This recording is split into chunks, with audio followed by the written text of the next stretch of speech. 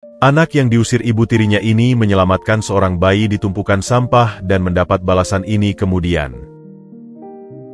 Angin malam menusuk sampai ke tulang, tetapi dingin yang paling tajam adalah yang datang dari dalam rumah. Jessica, gadis 15 tahun itu, memeluk tas ransel lusuhnya seolah itu adalah satu-satunya harta yang tersisa di dunia. Matanya perih, bukan hanya karena air mata yang sudah tumpah, tetapi juga karena sorot mata tajam Ibu Rina yang kini berdiri di ambang pintu, menatapnya seperti sampah yang ingin segera disingkirkan. Di belakang Ibu Rina, Dita, adik tiri Jessica, menyembulkan kepalanya dengan senyum kemenangan yang kejam.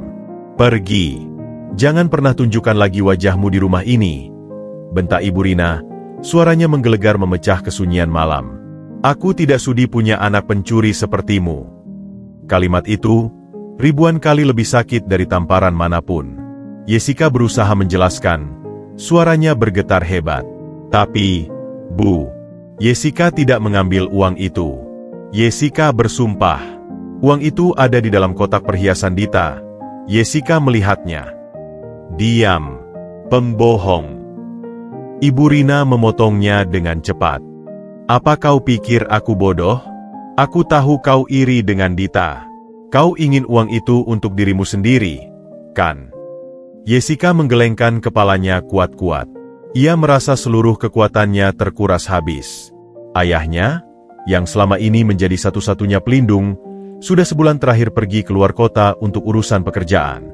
Rumah yang dulu hangat dan penuh tawa kini menjadi medan perang yang sunyi, di mana Jessica selalu menjadi pihak yang kalah. Sejak ibunya meninggal 3 tahun lalu, dunia Jessica seolah runtuh. Ayahnya, demi Jessica, memutuskan untuk menikah lagi dengan Ibu Rina, seorang janda dengan 1 anak perempuan. Awalnya, Jessica menaruh harapan. Ia membayangkan memiliki seorang ibu dan seorang saudara perempuan, mengisi kekosongan yang ditinggalkan ibunya. Tapi, semua itu hanyalah hayalan manis. Ibu Rina datang membawa badai. Sejak hari pertama, ia membedakan Jessica dan Dita. Dita mendapat kamar yang paling besar, baju-baju baru, dan segala kasih sayang. Jessica hanya mendapat tatapan dingin, pekerjaan rumah tangga yang menumpuk, dan hati yang kosong. Puncaknya terjadi malam ini, saat dompet Ibu Rina hilang.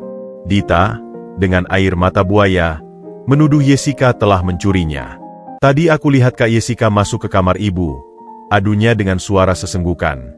Jessica, yang memang kebetulan masuk ke kamar untuk mengembalikan sapu, tahu ia telah dijebak. Tetapi, di mata Ibu Rina, air mata Dita selalu lebih berharga daripada semua kejujuran Jessica. Sekarang, Jessica berdiri di luar, di teras yang terasa asing. Ibu Rina menutup pintu dengan bantingan keras, meninggalkan Jessica dalam kegelapan dan kesendirian. Hati Jessica remuk redam. Ia menunduk, menatap sepatu usangnya yang basah oleh embun malam. Tidak ada tempat untuknya. Rumah ini bukan lagi rumahnya. Dengan langkah gontai, Jessica mulai berjalan menyusuri jalan. Kakinya terasa berat, hatinya lebih berat lagi. Ia tidak tahu harus kemana. Ia tidak punya kerabat lain, dan teman-temannya pun tidak mungkin mau menampungnya. Kota besar ini, yang biasanya ramai dan penuh warna, malam ini terasa seperti labirin tanpa ujung yang siap menelannya. Jessica berjalan tanpa tujuan, mengikuti kemanapun kakinya melangkah. Ia melewati deretan toko yang sudah tutup, lampu-lampu jalan yang berkedip-kedip seakan mengejek nasibnya. Perutnya keroncongan, dan hawa dingin mulai menusuk kulitnya. Ia tidak punya uang sepeser pun. Semua uang tabungannya sudah diberikan pada ayahnya sebelum ayahnya pergi. Ia tak menyangka, ini akan menjadi perpisahan yang tak disangka-sangka. Di tengah perjalanan, ia melihat sebuah taman kota. Jessica memutuskan untuk duduk sejenak di salah satu bangku taman, di bawah naungan pohon rindang yang daunnya berguguran. Ia menghela napas panjang, mengeluarkan kabut putih dari mulutnya. Air matanya kembali mengalir, membasahi pipinya yang dingin. Ia merasa seperti kapal yang kehilangan jangkar di tengah samudera yang luas, terombang-ambing tanpa arah, menunggu badai berikutnya. "Ayah, Jessica harus bagaimana?"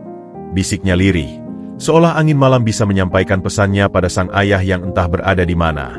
Setelah beberapa saat, Jessica merasa sedikit tenang.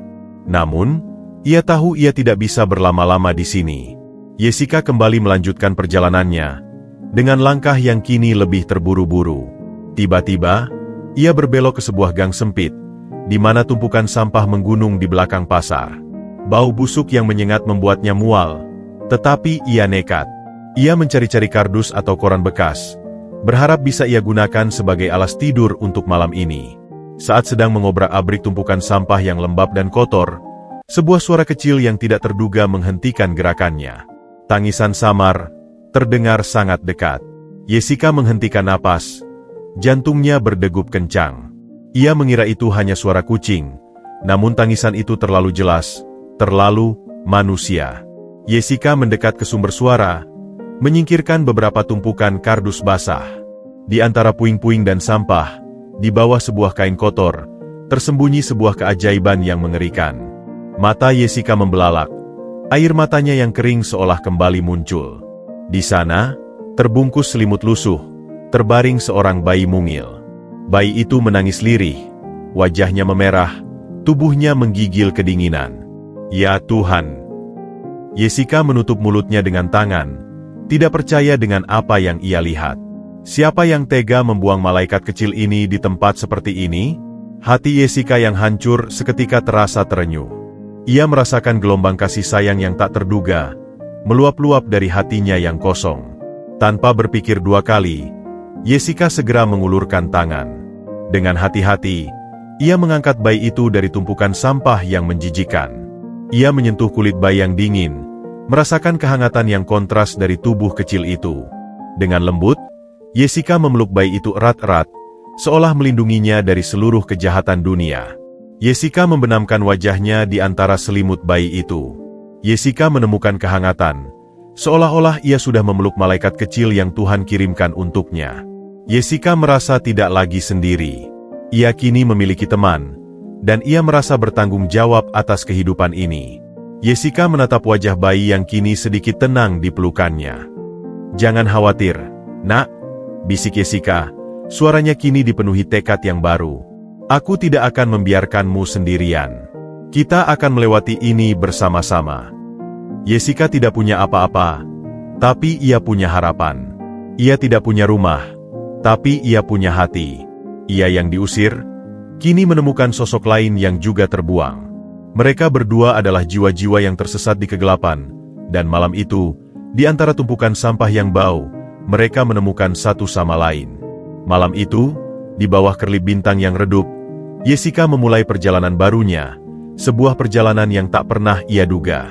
Sebuah bab baru dalam hidupnya, yang dimulai dengan tangisan seorang bayi dan janji di dalam hati. Ia tidak tahu apa yang akan terjadi selanjutnya, tetapi yang ia tahu, ia tidak lagi sendiri.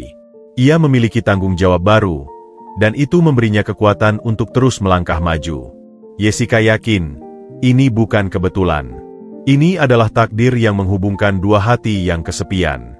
Ia menamai bayi itu Adit. Sebuah nama sederhana yang melambangkan harapan. Harapan akan hari yang lebih baik, dan masa depan yang penuh kehangatan. Dengan Adit dalam pelukannya, Jessica menemukan kembali makna hidupnya. Ia bukan lagi Jessica yang rapuh, melainkan Jessica yang kuat, yang siap menghadapi dunia demi Adit. Setelah memeluk erat Adit, bayi mungil yang ditemukannya di tumpukan sampah, Jessica merasa beban di dadanya sedikit terangkat. Dingin malam masih menusuk, tetapi kehangatan tubuh Adit di dekapannya memberinya kekuatan yang entah datang dari mana. Jessica, yang sebelumnya merasa seperti perahu tanpa dayung di lautan luas, kini menemukan sebuah kompas, tanggung jawab terhadap nyawa kecil ini. "Kita tidak bisa di sini selamanya, Adit," bisik Jessica, suaranya parau karena menahan tangis. Ia mengusap lembut pipi Adit yang kemerahan. Jessica tahu, tempat sampah itu bukan tempat yang layak untuk mereka berdua. Udara yang dingin, bau busuk yang menyengat, dan ancaman tikus yang mungkin berkeliaran, semua itu membuat hatinya mencelos. Ia harus mencari tempat yang lebih aman, setidaknya untuk malam ini. Dengan langkah pelan namun pasti, Jessica membawa Adit dalam pelukannya. Ia berjalan menyusuri ganggang sempit, matanya awas mencari-cari tempat berlindung. Lampu-lampu jalan yang remang-remang seolah ikut membimbing langkahnya. Setiap bayangan yang bergerak membuat jantungnya berdebar kencang. Ia takut, sangat takut. Takut akan orang jahat, takut akan dingin yang semakin menusuk, dan takut tidak bisa melindungi Adit. Namun, melihat wajah damai Adit yang tertidur pulas, Jessica menemukan keberanian. Bayi ini adalah alasan baginya untuk terus berjuang. Jessica terus berjalan, melewati bangunan-bangunan tua yang kosong dan tampak tak berpenghuni. Ia merasa lelah, kantuk menyerang matanya, tetapi ia tak bisa berhenti. Adit adalah prioritasnya sekarang. Setelah berjalan cukup lama, ia melihat sebuah bangunan tua yang sedikit tersembunyi di balik pepohonan rindang. Bangunan itu tampak seperti pabrik terbengkalai, dengan jendela-jendela pecah dan cat yang mengelupas. Sekilas, tempat itu terlihat menyeramkan, tetapi dalam situasi genting seperti ini, segala tempat yang bisa menawarkan atap dan dinding adalah anugerah. Dengan napas tersengal, Jessica melangkah masuk. Debu tebal menyelimuti setiap sudut ruangan, sarang laba-laba menggantung di mana-mana, dan bau apek memenuhi udara. Di tengah ruangan, terdapat tumpukan kardus bekas dan beberapa lembar koran yang berserakan. Tidak mewah, tidak nyaman, tapi setidaknya, ada atap yang melindungi mereka dari embun malam dan pandangan orang lain. Jessica meletakkan Adit dengan hati-hati di atas tumpukan kardus yang ia rapikan seadanya. Ia mengamati Adit. Bayi itu tampak lapar. Jessica ingat ia punya sebotol air minum di dalam tasnya, air yang ia simpan untuk dirinya sendiri. Tanpa ragu, ia membuka botol itu dan meneteskan beberapa tetes air ke bibir Adit yang mungil. Adit mengulumnya pelan, seperti ingin menghisap sesuatu. Jessica merasa iba. Ia tahu Adit membutuhkan susu, bukan hanya air. "Maafkan kakak, nak. Kakak belum bisa memberimu susu," bisik Jessica. Matanya berkaca-kaca. Ia mengusap kepala Adit dengan lembut. Adit menggeliat sebentar, lalu kembali terlelap. Jessica menarik napas lega. Setidaknya, Adit bisa tidur nyenyak untuk sementara. Malam itu, Jessica tidak bisa tidur. Ia duduk bersandar di dinding yang dingin, memeluk Adit erat-erat. Setiap suara, setiap desah angin, membuat Jessica berjaga. Pikirannya melayang. Apa yang akan terjadi besok? Bagaimana ia bisa memberi makan Adit? Bagaimana ia bisa melanjutkan hidupnya sendiri? Pertanyaan-pertanyaan itu berputar-putar di kepalanya seperti badai, mengancam untuk menenggelamkannya. Namun, setiap kali ia menatap wajah damai Adit, secercah harapan muncul. Bayi ini adalah keajaiban yang tak terduga, hadiah di tengah kepedihan. Jessica, yang merasa terbuang dan tak berharga, kini memiliki tanggung jawab mulia. Ia bukan lagi seorang gadis yang diusir, melainkan seorang pelindung. Sebuah peran yang tak pernah ia sangka akan ia jalani. Ia berjanji pada dirinya sendiri, dan pada Adit yang terlelap, bahwa ia akan melakukan apapun untuk bayi ini. "Aku tidak akan meninggalkanmu, nak," janjinya. Suaranya bergetar karena emosi. "Kita akan bertahan bersama." Saat fajar mulai menyingsing, mengubah kegelapan menjadi semburat jingga di ufuk timur, Jessica merasakan tubuhnya kaku dan lelah. Namun, semangatnya tak padam. Ia harus mencari cara untuk bertahan hidup. Kota ini memang kejam, tetapi ia juga tahu bahwa di setiap sudut kota, selalu ada celah untuk harapan. Dengan hati-hati, Jessica menggendong Adit. Langkahnya terasa lebih ringan, meskipun perutnya masih keroncongan. Ia keluar dari bangunan tua itu, disambut oleh cahaya matahari pagi yang lembut. Udara pagi terasa lebih segar, seolah memberi energi baru. Jessica memutuskan untuk pergi ke pasar. Mungkin di sana, ia bisa menemukan pekerjaan serabutan, apapun itu, asalkan bisa menghasilkan uang untuk membeli makanan dan susu untuk Adit. Ia berjalan menuju pasar yang mulai ramai. Suara tawar-menawar pedagang, aroma rempah dan buah-buahan segar, semua itu terasa asing baginya. Ia merasa seperti makhluk dari dunia lain, seorang gadis kecil dengan bayi di pelukannya, yang terbuang dari peradaban. Banyak mata yang menatapnya dengan rasa ingin tahu, ada yang iba, ada pula yang sinis. Jessica mencoba mengabaikan tatapan-tatapan itu. Yang penting sekarang adalah Adit. Jessica memberanikan diri mendekati salah satu kios sayur.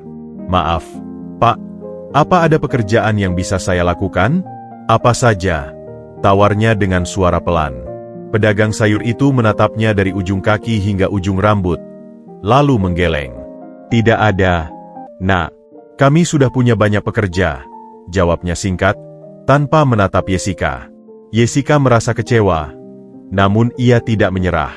Ia mencoba kios lain, dan kios lain lagi. Jawaban yang sama selalu ia dapatkan, "Tidak ada." "Pulang saja, Nak. Cari pekerjaan lain." Putus asa mulai menyelimutinya. Air matanya kembali menggenang di pelupuk mata. Adit mulai rewel, pertanda ia lapar. Jessica mencoba menimangnya, menyanyikan lagu-lagu pengantar tidur yang dulu sering ibunya nyanyikan. Tapi Adit terus menangis. Saat Jessica hampir menyerah, ia melewati sebuah toko kue kecil yang harumnya semerbak, memenuhi udara dengan aroma manis roti dan kue-kue hangat. Jendela toko itu dihiasi dengan kue-kue cantik yang menggoda selera. Jessica berhenti di depan toko itu. Adit masih menangis lirih di pelukannya. Seorang wanita paruh baya dengan senyum hangat keluar dari toko. Rambutnya disanggul rapi, dan matanya memancarkan kebaikan. Wanita itu, yang kemudian Jessica kenali sebagai Ibu Sinta, memperhatikan Jessica yang berdiri di depan tokonya. Ia melihat kelelahan di mata Jessica, dan juga bayi yang menangis di pelukannya. Ibu Sinta mendekati Jessica dengan langkah pelan. "Ada apa, Nak? Kenapa bayinya menangis?" tanyanya lembut. Suaranya seperti melodi yang menenangkan. Jessica tergagap, merasa malu dan putus asa. "Maaf, Bu, saya hanya mencari pekerjaan. Bayi ini lapar, tapi saya tidak punya uang." Jessica tak bisa melanjutkan kata-katanya. Air mata mengalir membasahi pipinya. Ibu Sinta menatap Jessica dengan iba. Ia melihat ketulusan di mata gadis muda itu, bukan keputusasaan seorang pengemis. Ia melihat seorang gadis yang berusaha keras untuk bertahan. "Masuklah dulu, Nak," ajak Ibu Sinta, tangannya memegang bahu Jessica dengan lembut. "Kita bicarakan di dalam." Jessica ragu, namun kehangatan di mata Ibu Sinta memberinya kekuatan. Ia melangkah masuk ke dalam toko kue yang hangat dan berbau manis itu. Di dalam, Ibu Sinta menawarkan Jessica duduk di salah satu kursi. Ia membuatkan segelas teh hangat untuk Jessica dan memberikan sepotong kue. Lalu, dengan senyum, ia mengambil Adit dari gendongan Jessica. "Bayi ini laki-laki?" tanya Ibu Sinta sambil menimang Adit. "Dia sangat lucu." Jessica mengangguk. "Namanya Adit." "Nama yang bagus," kata Ibu Sinta. "Ceritakan padaku, Nak, kenapa kau di sini sendirian dengan bayi ini?" Jessica menceritakan semuanya. Mulai dari perlakuan kejam ibu tirinya, pengusiran dari rumah, hingga penemuan Adit di tumpukan sampah. Ibu Sinta mendengarkan dengan sabar, sesekali mengangguk, dan matanya memancarkan rasa iba yang mendalam. Tidak ada penghakiman, hanya pengertian. Setelah Jessica selesai bercerita, Ibu Sinta menghela napas panjang. "Nak, kau ini anak baik. Tuhan tidak akan membiarkanmu sendirian," katanya. "Kau bisa bekerja di sini, bantu aku membuat kue, membersihkan toko. Untuk sementara, kau dan Adit bisa tinggal di gudang belakang toko. Memang tidak besar, tapi setidaknya lebih baik daripada di jalanan." Mendengar tawaran itu, Jessica merasa seperti mendapat tetesan embun di tengah gurun pasir. Harapan yang hampir padam kini menyala kembali.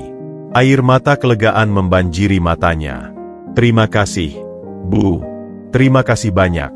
Jessica terisak, rasa syukur membanjiri hatinya. Ibu Sinta tersenyum, mengusap punggung Jessica. "Sudah, jangan menangis lagi. Sekarang, mari kita beri Adit susu. Aku punya susu formula untuk bayi di belakang," katanya sambil menuntun Jessica ke dapur. Malam itu, untuk pertama kalinya sejak diusir, Jessica merasakan ketenangan. Adit tidur pulas di dalam kardus yang sudah dialasi kain bersih di gudang belakang toko Ibu Sinta. Jessica sendiri tidur di sampingnya, beralaskan selimut tipis. Meski sederhana, tempat itu terasa seperti istana baginya. Ia aman. Adit aman. Jessica tahu, perjalanannya masih panjang, dan rintangan mungkin masih menghadang. Tapi kini, ia punya secercah harapan. Ia punya Ibu Sinta, dan ia punya Adit. Cahaya kecil itu sudah cukup untuk membimbing langkahnya menuju hari esok yang lebih cerah. Jessica memejamkan mata, memeluk mimpi indah yang sudah lama tidak ia rasakan. Dalam tidurnya, ia tahu, takdir sedang menuntunnya pada jalan yang mungkin tak pernah ia duga. Sinar mentari pagi menyusup dari celah jendela gudang, membangunkan Jessica dari tidurnya yang singkat namun nyenyak. Selama ini, tidur Jessica selalu dihantui mimpi buruk tentang ibu tirinya, tapi semalam, untuk pertama kalinya, ia merasa tenang. Jessica membuka matanya, dan pemandangan pertama yang ia lihat adalah wajah Adit yang mungil, damai dalam tidurnya. Hatinya menghangat. Ia tidak lagi sendiri. Ia memiliki Adit, dan kini, ia memiliki tempat berteduh berkat kebaikan Ibu Sinta. Jessica membiarkan Adit terlelap lebih lama. Ia bangkit, merapikan selimut tipis yang menjadi alas tidur mereka, dan membereskan kardus-kardus di sekitarnya. Gudang itu memang sederhana, hanya berukuran 3x 4 meter, dengan bau kayu lapuk dan debu yang menguar. Namun, bagi Jessica, tempat itu adalah surga kecil. Disinilah ia menemukan kembali harapan. Terdengar suara dentingan dari dapur toko, pertanda Ibu Sinta sudah memulai aktivitasnya. Jessica segera keluar dari gudang dan melihat Ibu Sinta sedang sibuk mengaduk adonan di baskom besar. "Pagi, Bu," sapa Jessica. Ibu Sinta tersenyum hangat. "Pagi, Nak. Bagaimana tidurnya? Adit tidak rewel, kan?" "Tidur nyenyak, Bu. Adit juga tidur pulas." "Terima kasih banyak, Bu Sinta," jawab Jessica, tulus dari lubuk hatinya. "Sudah, tak perlu sungkan. Sekarang, mari sarapan dulu. Aku sudah siapkan bubur," ajak Ibu Sinta, menunjuk semangkuk bubur hangat di atas meja. "Setelah itu, kau bisa membantuku di sini." Jessica mengangguk. Hatinya dipenuhi rasa syukur. Ia makan dengan lahap, merasakan kelezatan bubur hangat yang sudah lama tidak ia rasakan. Perutnya yang kosong kini terisi, seolah energi baru mengalir dalam dirinya. Setelah sarapan, Jessica segera membantu Ibu Sinta. Ia belajar mencetak kue, membersihkan nampan, dan menata kue-kue di etalase. Ibu Sinta dengan sabar mengajarinya, memberikan tips dan trik yang ia ketahui. Jessica, yang memang cepat belajar, dengan mudah menguasai tugas-tugas barunya. Siang hari, Adit terbangun dengan tangisan nyaring. Jessica segera menghampirinya. "Wah, jagoan kakak sudah bangun," bisiknya sambil menggendong Adit.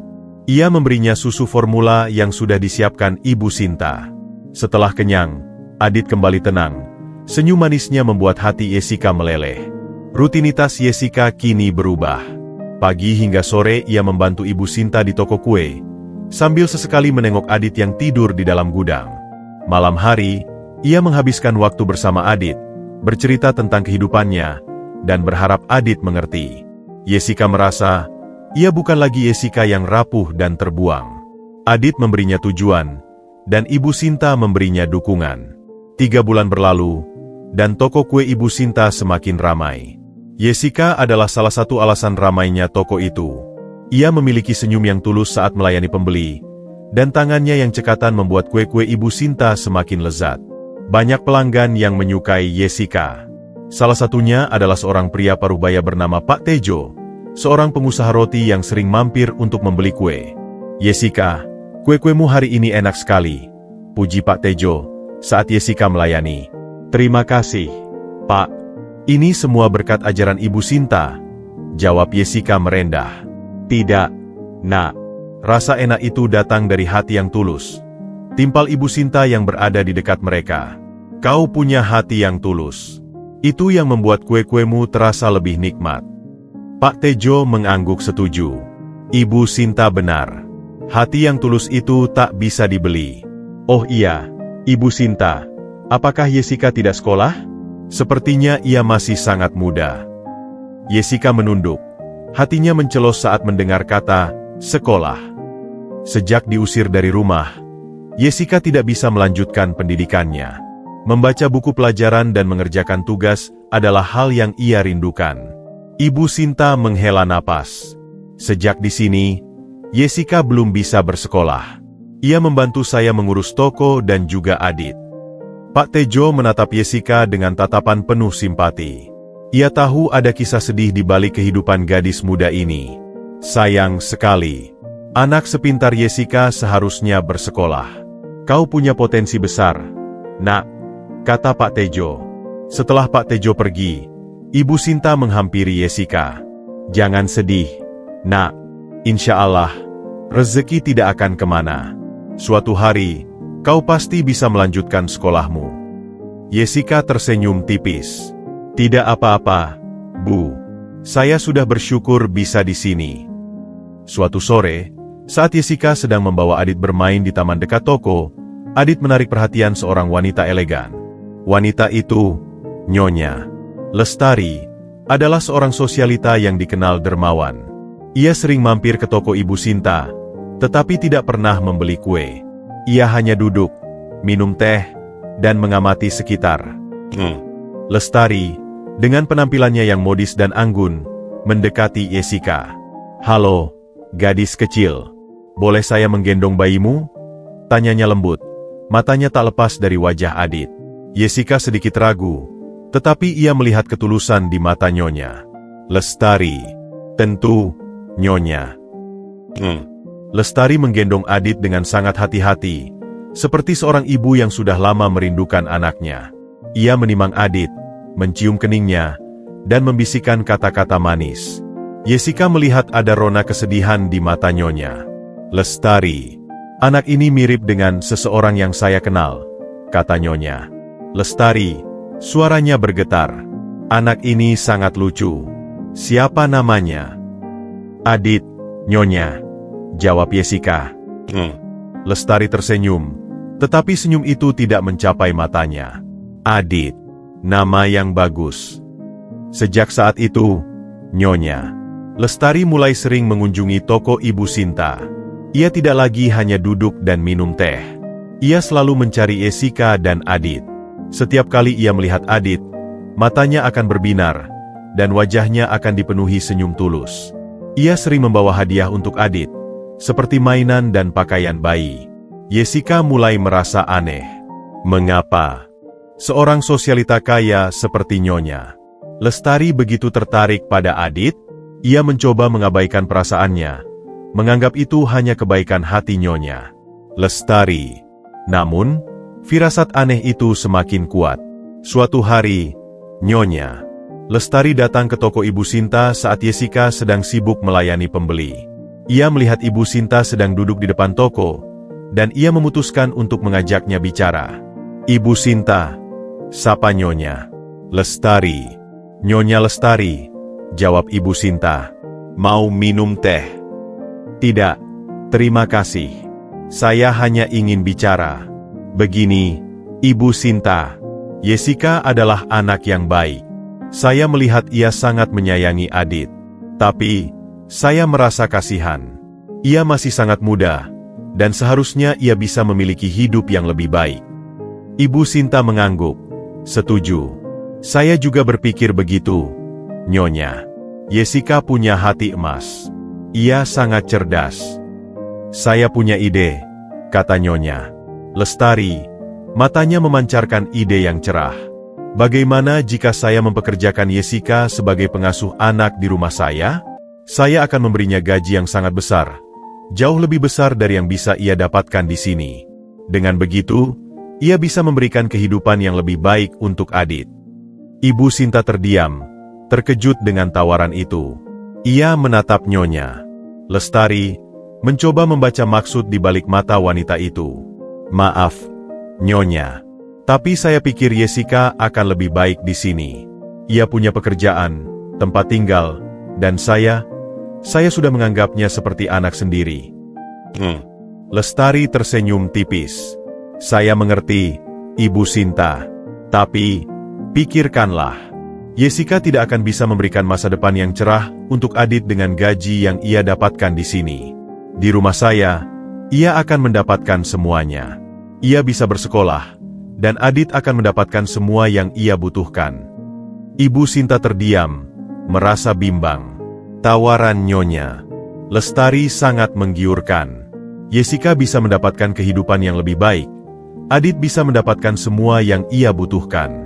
Namun, hatinya merasa tidak tenang. Ia tidak tahu apa alasan sebenarnya Nyonya Lestari begitu tertarik pada Adit. "Saya akan pikirkan, Nyonya," jawab Ibu Sinta, mencoba bersikap sopan. "Baiklah, pikirkan matang-matang, Ibu Sinta. Ini demi masa depan Jessica dan Adit," kata Nyonya. Lestari, lalu ia pergi, meninggalkan Ibu Sinta dengan perasaan yang campur aduk. Ibu Sinta masuk ke dalam toko, menatap Jessica yang sedang sibuk menata kue. Ia melihat ketulusan di mata Jessica, dan ia merasa takut. Takut jika tawaran Nyonya Lestari memiliki maksud tersembunyi. "Hati-hati, Nak," bisik Ibu Sinta dalam hatinya. "Orang kaya kadang punya maksud lain." Malamnya, Ibu Sinta menceritakan tawaran Nyonya Lestari kepada Jessica. Jessica terkejut. "Tapi, Bu, Jessica tidak mau pergi. Jessica sudah betah di sini," katanya. "Ibu tahu, Nak. Tapi pikirkanlah. Jika kau pergi, kau bisa memberikan masa depan yang lebih baik untuk Adit. Kau bisa bersekolah kembali, dan Adit akan mendapatkan semua yang ia butuhkan," ujar Ibu Sinta dengan hati-hati. Jessica memeluk Adit yang sedang tertidur. Ia merasa dilema. Di satu sisi, ia tidak ingin meninggalkan Ibu Sinta. Namun, di sisi lain, ia ingin memberikan yang terbaik untuk Adit. Matanya menatap wajah damai Adit. Ia teringat janji yang ia buat di malam pertama mereka bertemu. Janji untuk selalu melindunginya. Jessica tahu, untuk memenuhi janji itu, ia harus membuat keputusan yang sulit. Tentu, ini bukan keputusan yang mudah. Jessica merasa seperti berada di persimpangan jalan, di mana setiap jalan memiliki resikonya sendiri. Ia tahu, tawaran Nyonya Lestari bisa jadi merupakan jawaban atas doanya. Namun, ia juga sadar, ada hal-hal yang tidak bisa dibeli dengan uang. Kebaikan Ibu Sinta, ketulusan Pak Tejo, dan cinta yang ia dapatkan di toko kue itu, semuanya tak ternilai harganya. Jessica menghela napas panjang, dan memejamkan mata. Ia memohon petunjuk pada Tuhan, berharap ia bisa membuat keputusan yang tepat, demi dirinya dan Adit. Kecemasan menyelimuti Jessica seperti kabut tebal. Tawaran Nyonya Lestari, meski terdengar seperti jalan keluar, justru menabur benih keraguan di hatinya. Jessica memandang wajah Adit yang pulas, tangan mungilnya mengepal erat di dada. Ia merasa seperti berada di persimpangan jalan, di mana salah satu jalan menjanjikan kemewahan dan masa depan yang lebih cerah, sementara jalan lainnya adalah kehangatan dan ketulusan yang sudah ia temukan. Jessica tahu, kebaikan Ibu Sinta tidak bisa dibayar dengan uang, dan meninggalkan wanita baik itu terasa seperti mengkhianati sebuah keluarga baru. Keesokan paginya, Jessica bangun dengan keputusan yang bulat. Ia akan menolak tawaran Nyonya Lestari. Baginya, ketenangan hati dan kebahatan bersama Adit di toko kue Ibu Sinta jauh lebih berharga daripada janji-janji manis yang belum tentu nyata. Ia tidak ingin meninggalkan Ibu Sinta yang sudah menganggapnya seperti anak sendiri. Dengan tekad yang kuat, Jessica memulai harinya, membantu Ibu Sinta membuat adonan kue dan menata etalase. Siang itu, Nyonya Lestari datang lagi. Seperti biasa, ia menatap Adit dengan tatapan penuh kerinduan. Jessica melihatnya, dan hatinya terasa perih. Ia tahu Nyonya Lestari adalah wanita yang baik, tetapi ia juga merasakan ada misteri di balik kerinduan itu. "Aku ingin menemuinya. Aku ingin bicara dengannya," bisik Jessica dalam hati. Ia ingin mencari tahu alasan sebenarnya Nyonya Lestari begitu tertarik pada Adit. Setelah Adit tertidur, Jessica menemui Nyonya Lestari. "Nyonya, saya ingin bicara," kata Jessica, suaranya pelan dan bergetar. Lestari tersenyum. "Tentu, Nak. Kita bisa bicara di luar," ajaknya. Mereka duduk di sebuah bangku taman, di bawah pohon rindang yang daunnya berguguran. Jessica mengumpulkan keberaniannya, lalu bertanya, "Nyonya, mengapa Nyonya begitu tertarik pada Adit?" Lestari terdiam, senyumnya memudar. Ia menunduk, menatap sepatu kulitnya yang mahal. Jessica melihat matanya berkaca-kaca, seolah ada rahasia yang tersembunyi di sana. "Jessica, aku kehilangan anakku," katanya, suaranya bergetar. "Aku melahirkannya, tapi..." Lestari tidak bisa melanjutkan kata-katanya. Ia terisak. Jessica merasa iba. Ia menyentuh lembut bahu Nyonya. Lestari. Maaf, Nyonya. Tidak, Nak. Ini salahku. Potong Nyonya. Lestari, air matanya mengalir deras. Dulu suamiku, Pak Budi, ia memiliki saingan bisnis yang sangat kejam.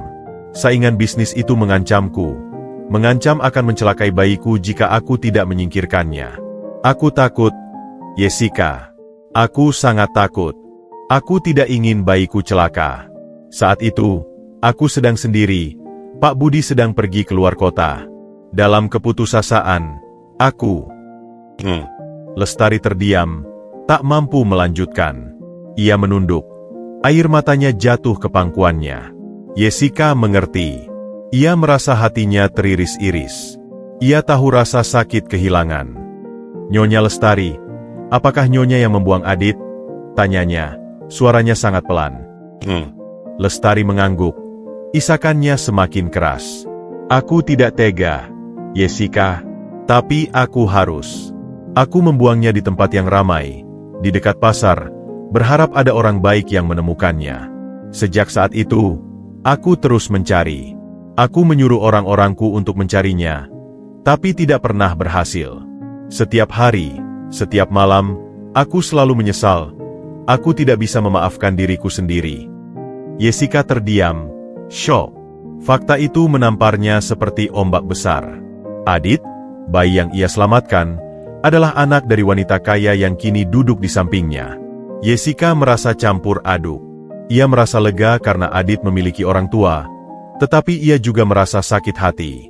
Wanita ini, yang membuang anaknya sendiri, kini datang dan menawarkan uang untuk mengambil Adit darinya. Tapi, mengapa Nyonya tidak mengatakan yang sebenarnya pada Pak Budi? Tanya Jessica. Aku takut, Jessica. Aku takut ia akan membenciku. Aku takut ia akan meninggalkanku. Ia percaya anak kami meninggal saat dilahirkan, jawab Nyonya. Lestari. Aku tidak tahu harus bagaimana. Jessica menatap Nyonya. Lestari, melihat keputusasaan dan penyesalan yang tulus di matanya. Ia menyadari, Nyonya, Lestari juga seorang korban. Korban dari ancaman dan ketakutan. Jessica memegang tangan Nyonya. Lestari, Nyonya harus jujur pada Pak Budi, katanya. Nyonya tidak akan bisa hidup dengan kebohongan ini selamanya. Lestari menatap Jessica, matanya penuh harap. Aku tidak tahu bagaimana harus memulai, Jessica. Aku takut. Nyonya Lestari, tidak ada yang bisa menyembuhkan luka masa lalu kecuali kejujuran. Nyonya harus berani. Nyonya harus percaya, Pak Budi akan mengerti, ujar Jessica, suaranya penuh keyakinan. Jessica akan membantu Nyonya. Lestari terdiam, menatap Jessica dengan kagum.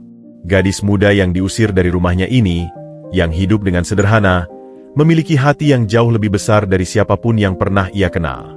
Terima kasih, Jessica. Terima kasih banyak, bisiknya, tangannya memegang erat tangan Jessica. Sore itu, Jessica dan Nyonya Lestari kembali ke toko Ibu Sinta.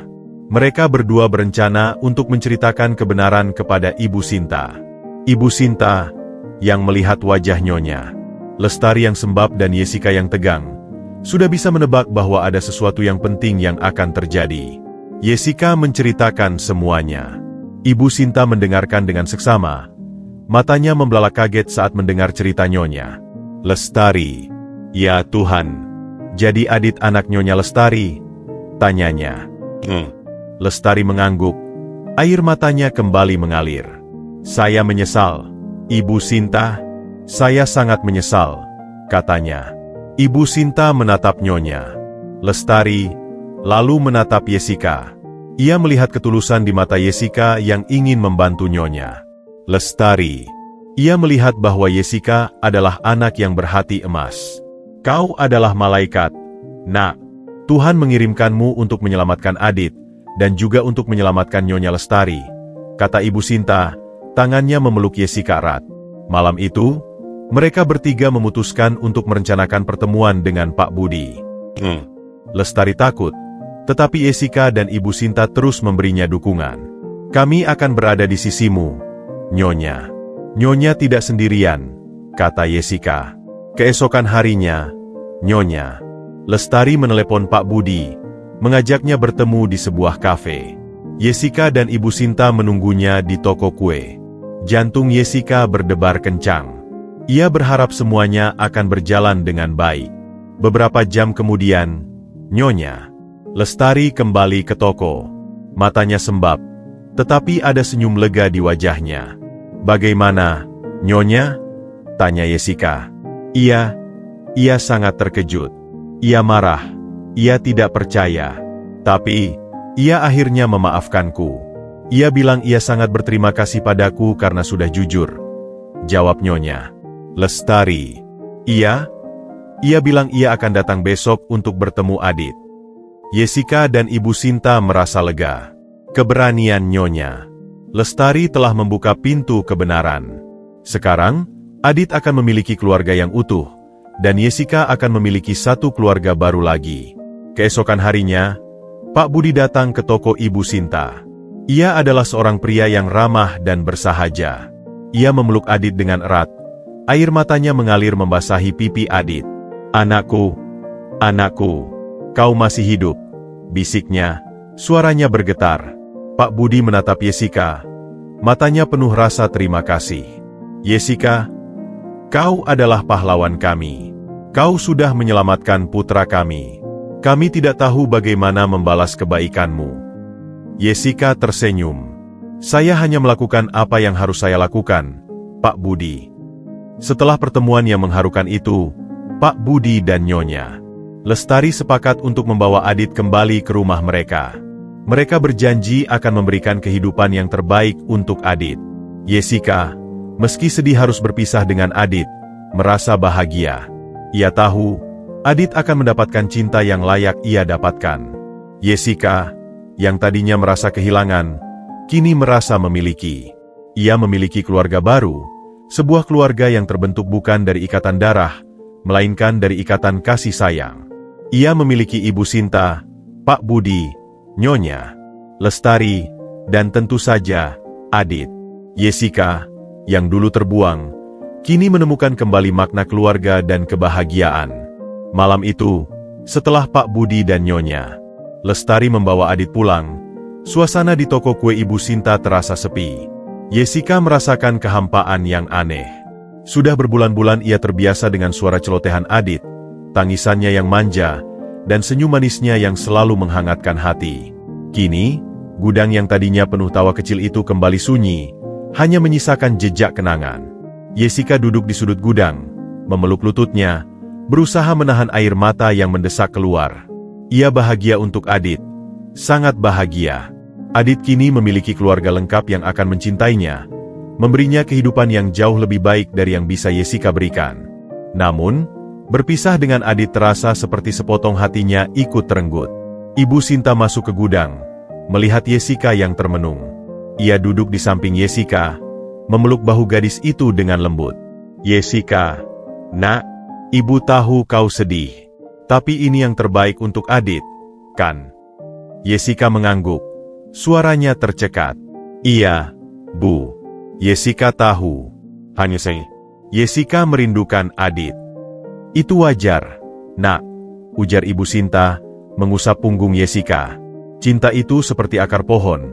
Ia akan terus tumbuh, bahkan saat pohonnya dipindahkan. Kau telah menanam akar cinta yang dalam di hati Adit. Ia tidak akan pernah melupakanmu. Kata-kata Ibu Sinta sedikit menenangkan hati Jessica. Ia tahu, meskipun Adit tidak lagi bersamanya secara fisik, ikatan di antara mereka tidak akan pernah putus. Jessica adalah penyelamat Adit, dan Adit adalah lentera yang membimbing Jessica keluar dari kegelapan. Keesokan harinya, Jessica mencoba kembali pada rutinitasnya di toko. Namun, tanpa kehadiran Adit, toko kue terasa berbeda. Pekerjaan yang tadinya terasa ringan kini sedikit berat. Ada kekosongan yang tak bisa diisi. Ibu Sinta menyadari hal itu. Ia melihat Jessica sering melamun, sesekali menatap pintu gudang, seolah berharap Adit akan muncul lagi dari sana. "Jessica, kemarilah," panggil Ibu Sinta suatu siang. "Aku punya sesuatu untukmu." Jessica mendekat. Ibu Sinta menyerahkan sebuah tas belanja. "Ini, coba lihat," katanya dengan senyum misterius. Jessica membuka tas itu. Di dalamnya ada seragam sekolah baru, buku-buku pelajaran, dan alat tulis. Jessica terdiam, matanya berkaca-kaca. "Bu, ini." "Ya, Nak."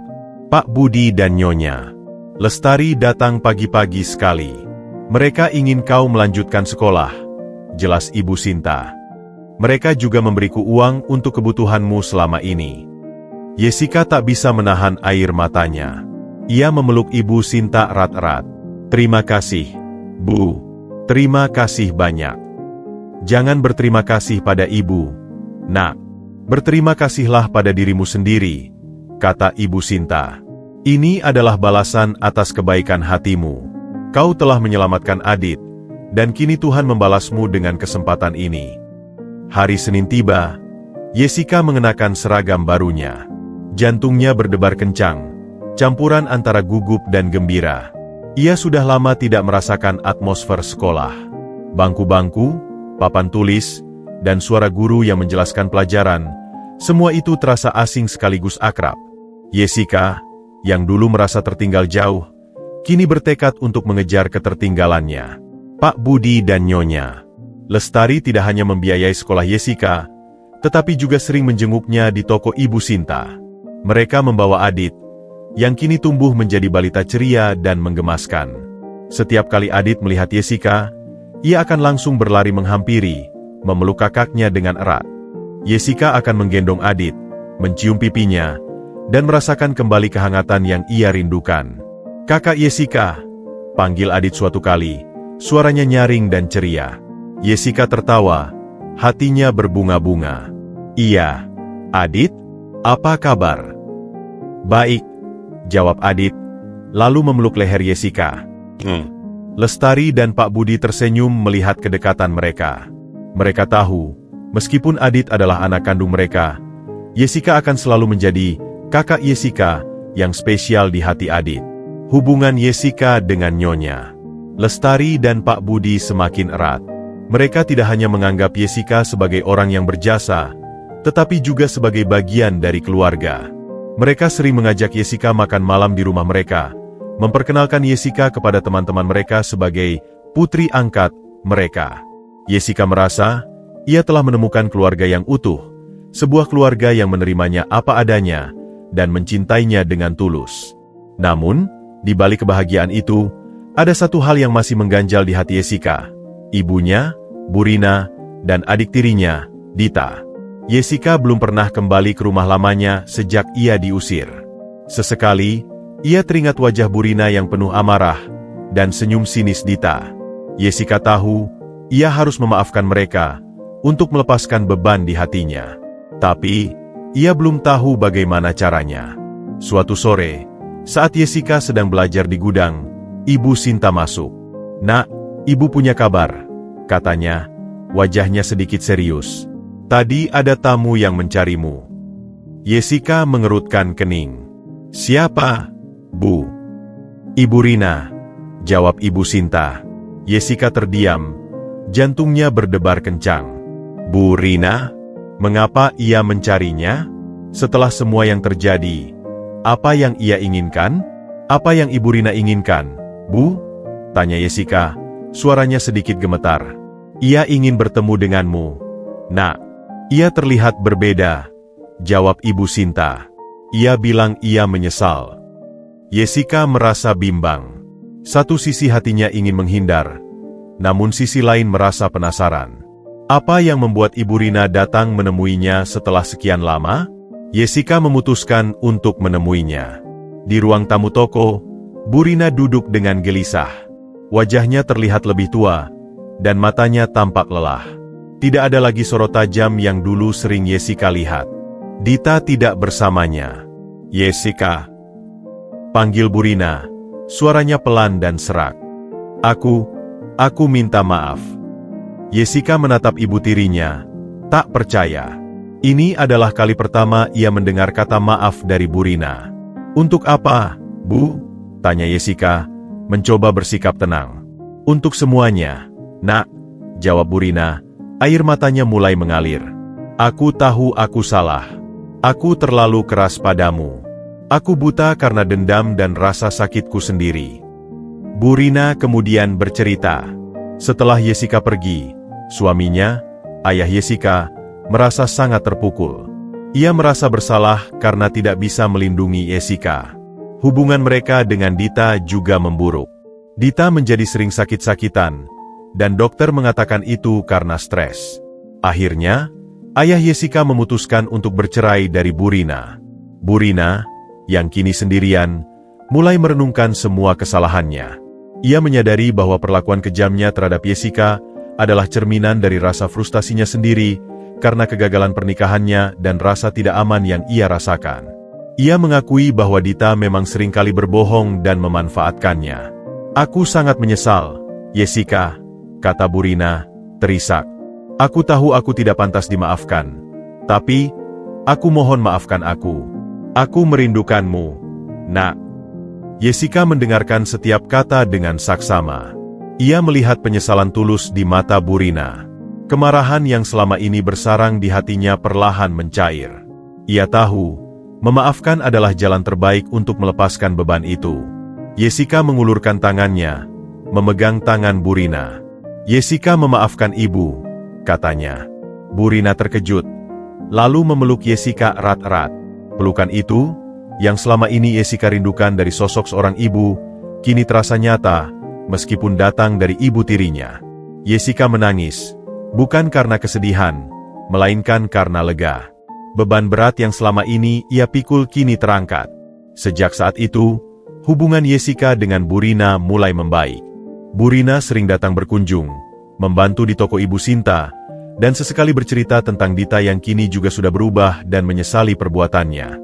Jessica tidak lagi membenci mereka. Ia tahu, setiap orang punya kisah dan luka masing-masing. Tahun-tahun berlalu, Jessica tumbuh menjadi wanita muda yang cerdas dan berprestasi. Ia menyelesaikan pendidikannya dengan nilai yang memuaskan dan berhasil mendapatkan beasiswa ke universitas. Pak Budi dan Nyonya Lestari sangat bangga padanya.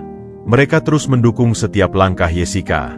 Adit, kini seorang anak laki-laki yang lincah dan ceria, sering bercerita tentang kakak Jessica, kesayangannya kepada teman-temannya. Ia tidak pernah melupakan siapa yang menyelamatkannya di malam yang dingin itu. Jessica juga tidak melupakan Ibu Sinta. Toko kue Ibu Sinta adalah fondasi kehidupannya yang baru. Ibu Sinta, bagi Jessica, adalah sosok nenek yang selalu ada, tempat ia kembali saat merasa lelah. Kisah Jessica menjadi inspirasi bagi banyak orang. Dari seorang anak yang diusir dan terbuang, ia tumbuh menjadi simbol kekuatan, ketulusan, dan harapan. Pada hari kelulusan Jessica dari universitas, seluruh keluarga barunya hadir. Ada Ibu Sinta, Pak Budi, Nyonya Lestari, dan tentu saja Adit yang kini sudah besar. Bahkan Bu Rina dan Dita juga datang, ikut merayakan kebahagiaan Jessica. Jessica menatap mereka semua, senyumnya merekah sempurna. Ia teringat malam dingin saat ia diusir, saat ia menemukan Adit di tumpukan sampah. Siapa sangka, dari kehancuran itu, ia menemukan kebahagiaan yang jauh lebih besar. "Terima kasih, Adit," bisik Jessica suatu malam, menatap bintang-bintang dari jendela kamarnya di rumah Pak Budi dan Nyonya Lestari. "Kamu adalah jembatan menuju kebahagiaanku." Ia memejamkan mata, merasakan kedamaian yang melingkupinya. Kehidupannya kini adalah sebuah kisah yang utuh, di mana setiap kepingan penderitaan telah diubah menjadi permata kebahagiaan. Jessica, yang dulu terbuang, kini menemukan kebahagiaan sejati, dikelilingi oleh cinta yang tulus, dan itu adalah balasan tak terhingga dari kebaikan hatinya. Di balik gemerlap kota dan kesibukan hidup Jessica, yang kini telah menemukan tempatnya, terbentang kisah baru yang tak kalah berliku. Babak kehidupan yang ia jalani sekarang seolah menjadi permadani indah yang ditenun dari benang-benang kebaikan, ketulusan, dan pengampunan. Jessica telah lulus dari universitas dengan predikat cum laude. Sebuah pencapaian yang membanggakan, yang dulunya terasa mustahil baginya. Kini, ia tidak lagi berada di gudang toko kue Ibu Sinta, melainkan di sebuah apartemen mewah yang disediakan oleh Pak Budi dan Nyonya Lestari. Jessica tidak lagi menjadi asisten di toko kue, melainkan menjadi konsultan di sebuah perusahaan multinasional. Keberhasilannya ini bukan datang dari keberuntungan semata. Setiap malam, setelah lelah bekerja, Jessica akan menyempatkan diri untuk membaca buku, mencari ilmu baru, dan merenungkan apa yang sudah ia pelajari. Ia adalah perwujudan dari pepatah, hasil tidak akan mengkhianati usaha. Di tengah kesuksesan Jessica, ada satu hal yang tidak pernah berubah, hubungannya dengan Adit. Meskipun kini Adit sudah tumbuh besar dan bersekolah di sekolah swasta terbaik, ia tidak pernah melupakan kakak Jessica yang telah merawatnya sejak bayi. Setiap akhir pekan, Jessica akan meluangkan waktu untuk Adit. Mereka akan pergi ke taman bermain, menonton film, atau sekadar menghabiskan waktu bersama di rumah. Adit, kini berusia 5 tahun, adalah anak yang lincah dan ceria. Ia sering bercerita tentang teman-temannya di sekolah, tentang guru-gurunya, dan tentang impiannya untuk menjadi seorang pilot. Jessica selalu mendengarkan setiap cerita Adit dengan penuh perhatian. Baginya, Adit adalah hadiah terindah yang pernah Tuhan berikan. Suatu sore, saat Jessica sedang bersantai di sofa sambil membaca buku, ponselnya berdering. Nama Nyonya Lestari tertera di layar. Jessica segera menjawab telepon itu.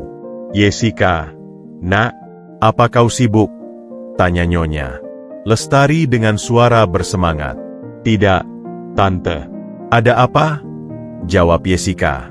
Ia sudah terbiasa memanggil Nyonya Lestari dengan sebutan Tante. "Tante ingin mengajakmu makan malam. Ada yang ingin Tante sampaikan," kata Nyonya Lestari. "Dan Tante ingin kau datang sendirian. Jangan ajak Adit." Jessica sedikit bingung. Namun, ia setuju.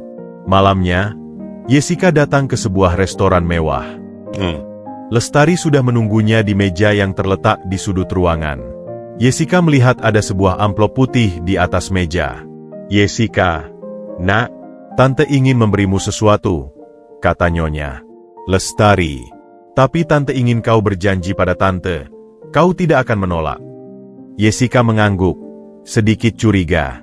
Ia tahu, Nyonya Lestari adalah orang yang sangat dermawan, tetapi ia juga tahu bahwa ia tidak bisa menerima begitu saja hadiah yang terlalu besar. Lestari menyerahkan amplop itu. "Buka, nak," katanya dengan senyum. Jessica membuka amplop itu. Di dalamnya, ada sebuah sertifikat kepemilikan saham di perusahaan milik Pak Budi, dan sebuah sertifikat tanah atas namanya.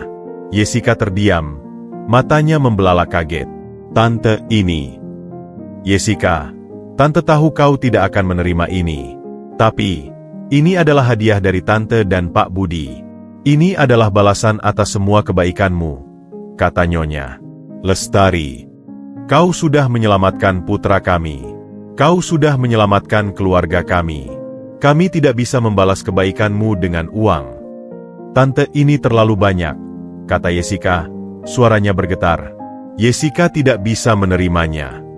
"Kau harus menerimanya, Jessica," kata Nyonya Lestari, suaranya tegas. "Ini adalah hadiah dari hati kami. Anggap saja ini sebagai wujud rasa terima kasih kami."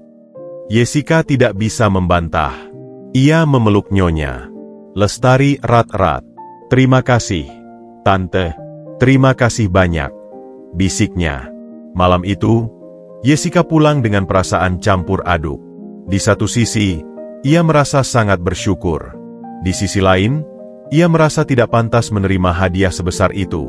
Jessica, yang dulu hanya berharap bisa makan dan memiliki tempat berteduh, kini menjadi salah satu pemilik saham di perusahaan multinasional.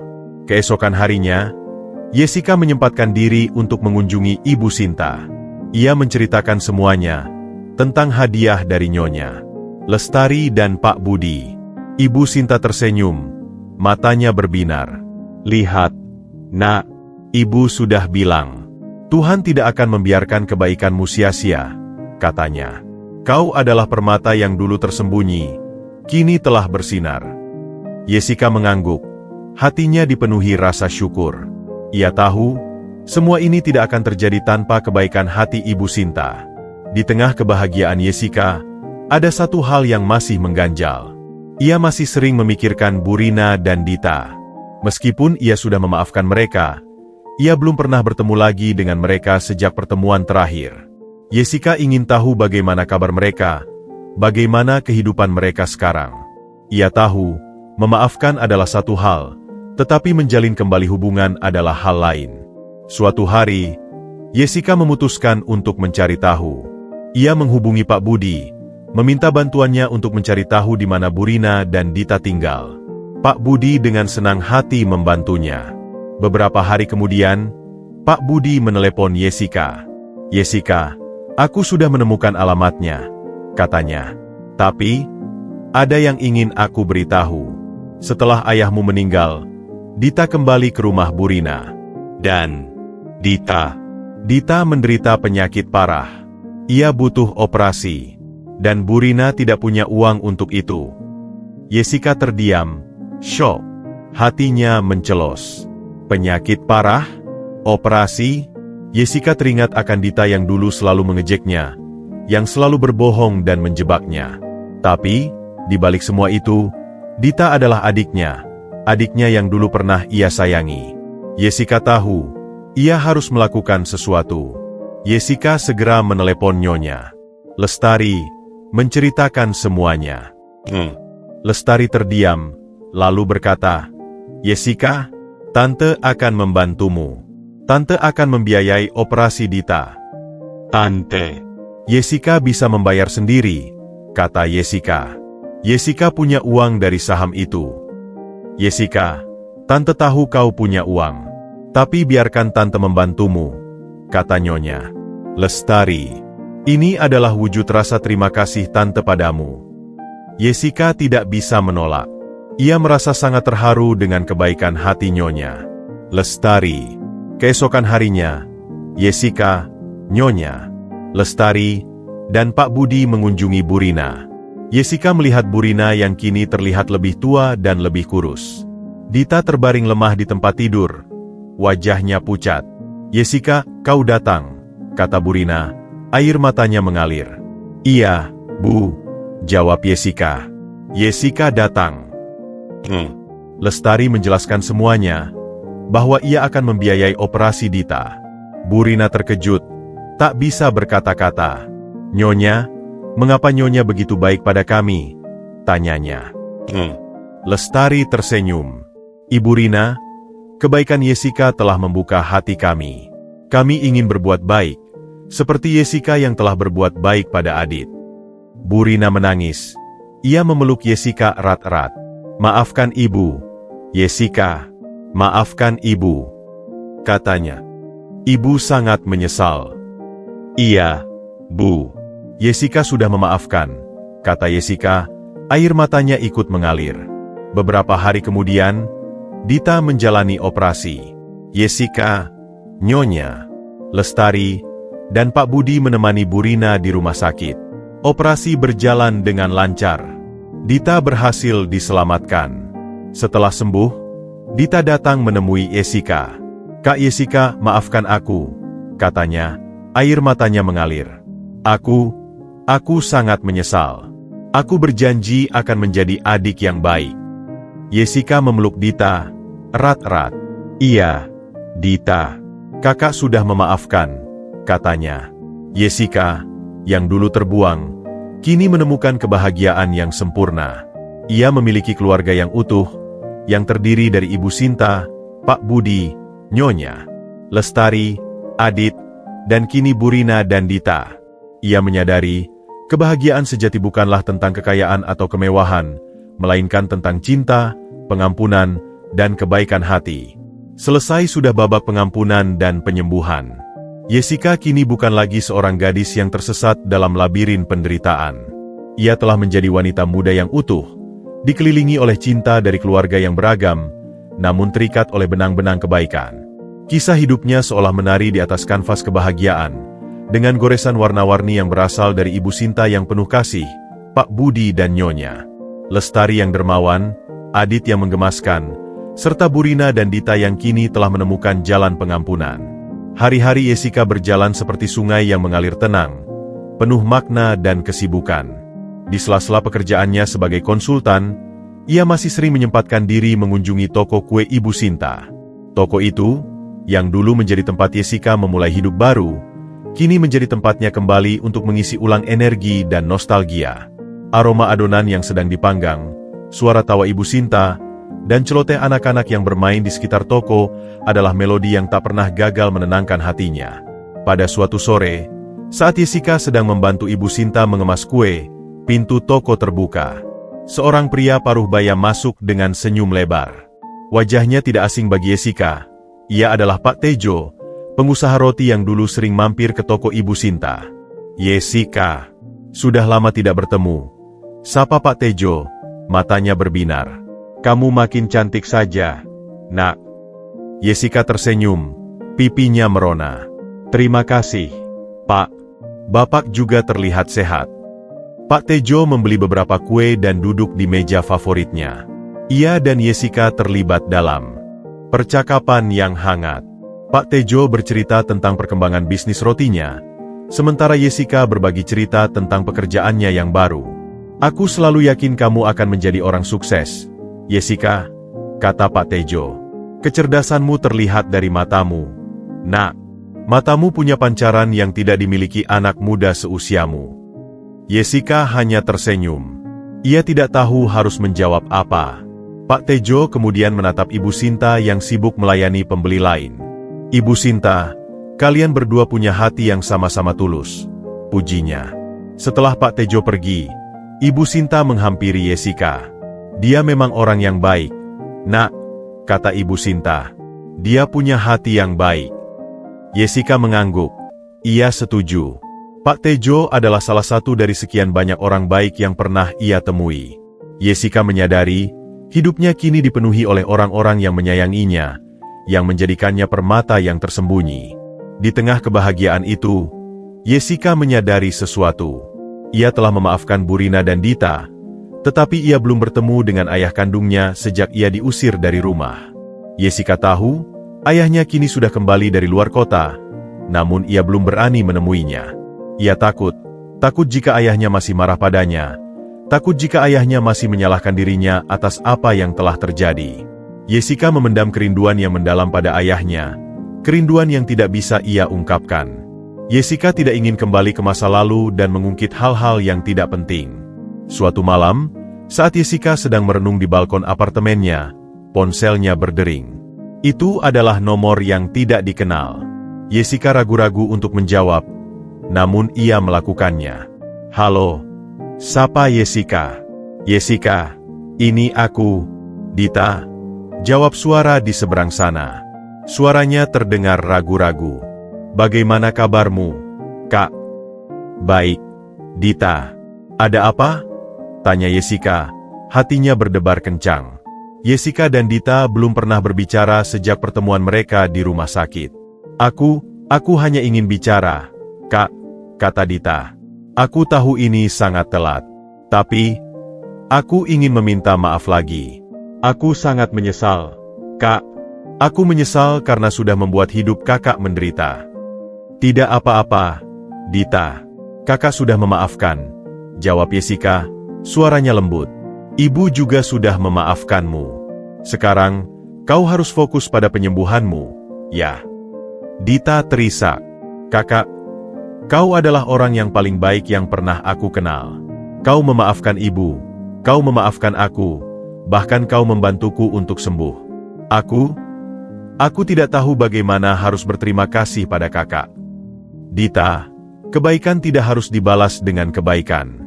Kebaikan harus dibalas dengan ketulusan, kata Jessica. Yang terpenting, kau sudah menjadi lebih baik, Dita. Itu sudah cukup bagi kakak. Dita terdiam, lalu berkata, Kakak, ayah sering bertanya tentangmu. Ia sangat merindukanmu. Hati Jessica mencelos. Ayahnya merindukannya. Ia tahu, ia harus bertemu dengan ayahnya. Ia harus mengakhiri babak yang belum selesai ini. Keesokan harinya, Jessica memutuskan untuk menemui ayahnya. Ia pergi ke rumah lama mereka, yang kini sudah menjadi milik orang lain. Jessica tidak tahu harus kemana. Ia duduk di sebuah bangku taman, memandang rumah yang kini terasa asing. Tiba-tiba, sebuah mobil berhenti di depan taman. Seorang pria paruh baya keluar dari mobil. Jessica mengenalinya. Itu adalah ayahnya. Jessica berdiri, hatinya berdebar kencang. Ia ingin berlari, namun kakinya terasa kaku. Ayah Jessica melihatnya. Matanya membelalak kaget. Ia berjalan mendekat. "Jessica, anakku," bisiknya. Suaranya bergetar. Jessica tidak bisa menahan air matanya. Ia berlari, memeluk ayahnya erat-erat. "Ayah." Jessica minta maaf. Isaknya. "Tidak, Nak." "Ayah yang harusnya minta maaf," kata ayahnya, membalas pelukan Jessica. "Ayah yang harusnya minta maaf karena tidak bisa melindungimu." Jessica dan ayahnya duduk di bangku taman. Ayahnya menceritakan semuanya, tentang bagaimana ia menyesal karena tidak ada saat Jessica diusir, tentang bagaimana ia merasa bersalah karena tidak bisa melindungi Jessica. Ayahnya juga menceritakan tentang bagaimana ia akhirnya memutuskan untuk bercerai dari Burina. "Jessica, ayah sudah tua. Ayah tidak bisa lagi bekerja keras. Ayah minta maaf karena ayah tidak bisa memberikan apa-apa lagi untukmu," kata ayahnya, matanya berkaca-kaca. Jessica memegang tangan ayahnya. "Ayah." Jessica sudah punya semuanya. Jessica sudah punya pekerjaan. Jessica sudah punya tempat tinggal. Jessica sudah punya keluarga. Jessica sudah punya ayah, katanya, suaranya tulus. Itu sudah lebih dari cukup. Ayah Jessica terdiam, terharu. Ia tidak pernah menyangka, putrinya yang dulu ia pikir rapuh, kini telah tumbuh menjadi wanita yang kuat dan berhati emas. "Jessica, kau adalah kebanggaan ayah," bisiknya. Malam itu, Jessica dan ayahnya makan malam bersama di sebuah restoran sederhana. Mereka bercerita tentang banyak hal, tentang masa lalu, masa kini, dan masa depan. Jessica merasa, ia akhirnya menemukan babak yang hilang dalam hidupnya. Ia telah berdamai dengan masa lalunya, dan kini ia siap menyambut masa depan yang lebih cerah. Jessica pulang dengan hati yang lapang. Ia merasa, ia tidak lagi memiliki beban. Semua luka telah sembuh, semua kebencian telah sirna, semua pertanyaan telah terjawab. Ia kini adalah wanita yang utuh, yang siap melangkah maju, menuju babak kehidupan berikutnya, yang ia tahu akan penuh dengan kejutan dan kebahagiaan. Perdamaian batin dan keutuhan keluarga telah menjadi fondasi kokoh bagi kehidupan Jessica. Ia bagaikan bunga langka yang mekar setelah melewati badai, menebarkan wangi kebaikan ke setiap sudut kehidupannya. Babak-babak sebelumnya, yang penuh duri dan air mata, kini menjadi kenangan pahit yang memberinya kekuatan, bukan lagi beban yang menghimpit. Jessica kini adalah seorang wanita karir yang cemerlang, seorang kakak Jessica yang dicintai Adit, dan seorang putri bagi keluarga barunya yang penuh kasih sayang. Waktu terus bergulir, seolah tak lelah mengukir jejak. Jessica semakin tenggelam dalam kesibukannya di perusahaan. Otaknya yang cerdas dan daya tangkapnya yang cepat membuatnya menjadi aset berharga. Proyek-proyek besar selalu berakhir di mejanya, dan ia selalu menyelesaikannya dengan gemilang. Pak Budi, sebagai pemilik perusahaan, seringkali memuji Jessica di depan para karyawan lain. Jessica adalah contoh nyata bahwa kerja keras dan ketulusan hati akan selalu membuahkan hasil, kata Pak Budi dalam salah satu rapat. Meskipun kesibukan melanda, Jessica tak pernah melupakan akarnya. Setiap akhir pekan, ia akan menyempatkan diri untuk mengunjungi Ibu Sinta di toko kue. Aroma manis dari kue-kue yang baru dipanggang selalu menjadi penawar lelah terbaik baginya. Jessica akan duduk di kursi kayu favoritnya, menyesap teh hangat buatan Ibu Sinta, dan mendengarkan cerita-cerita kecil dari para pelanggan. Ibu Sinta, yang kini sudah sedikit menua, selalu menyambut Jessica dengan pelukan hangat. "Bagaimana pekerjaanmu, Nak? Tidak terlalu lelah, kan?"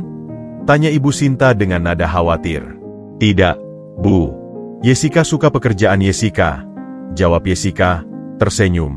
Ia tahu, kekhawatiran Ibu Sinta adalah cerminan kasih sayang tulus yang tak pernah pudar. Di sisi lain, hubungan Jessica dengan Burina dan Dita juga semakin erat. Dita, yang kini telah pulih sepenuhnya, melanjutkan pendidikannya dan menjadi gadis yang lebih dewasa dan bijaksana.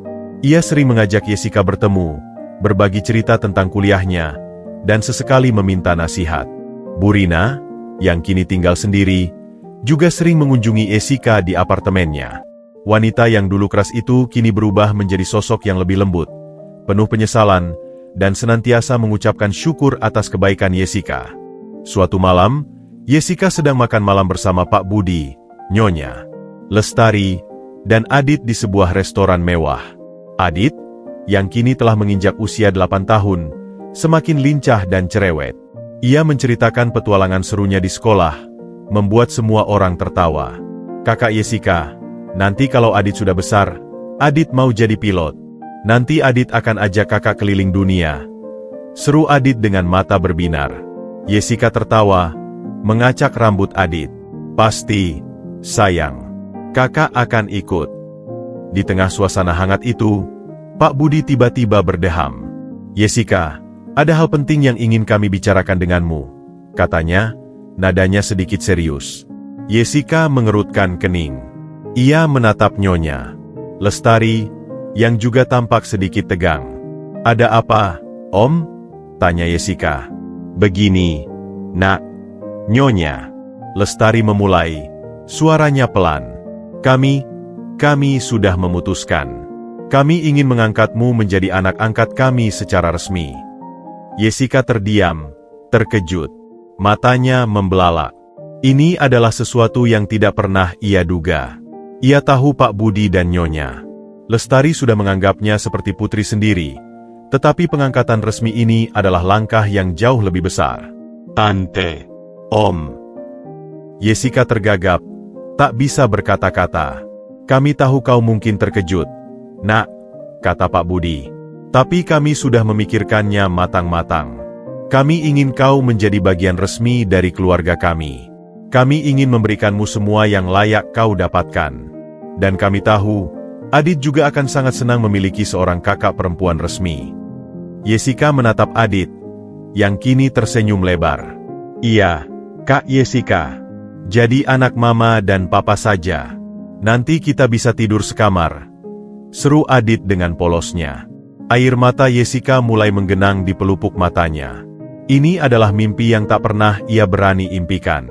Sebuah keluarga yang utuh, yang menerimanya tanpa syarat. Jessica, yang dulu terbuang, kini ditawarkan sebuah mahkota. Tante, Om, Jessica. Jessica mau, jawab Jessica, suaranya bergetar karena haru. Lestari dan Pak Budi tersenyum lebar. Mereka memeluk Jessica erat-erat. Malam itu, di restoran mewah itu, sebuah keluarga baru terbentuk, diresmikan oleh ikatan hati yang tulus. Beberapa minggu kemudian, upacara pengangkatan anak Jessica diadakan secara sederhana di rumah Pak Budi. Hanya keluarga dekat yang hadir, Ibu Sinta, Burina, Dita, dan tentu saja, Adit.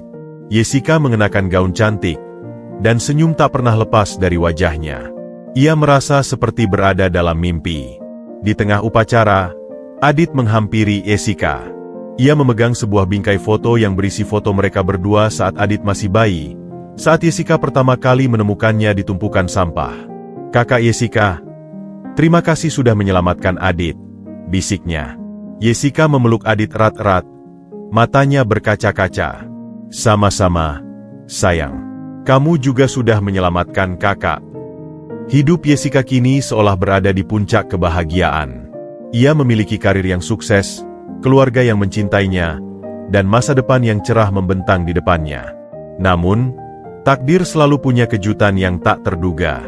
Suatu hari, Jessica menerima telepon dari seorang detektif swasta. Maaf, Nona Jessica. Saya ingin bicara dengan Anda tentang kasus lama.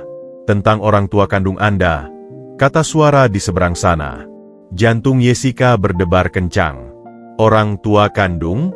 Ia tahu ayahnya sudah tiada. Siapa lagi yang detektif itu maksud? Ada apa, Pak? Tanya Jessica, suaranya sedikit gemetar. Apakah Anda mengenal seorang wanita bernama Nyonya Rahayu? Tanya detektif itu. Nama itu terasa asing di telinga Jessica. Tidak, Pak. Saya tidak mengenal siapapun dengan nama itu. Baiklah, kalau begitu, saya akan mengirimkan beberapa dokumen. Mungkin Anda bisa mengingatnya, kata detektif itu.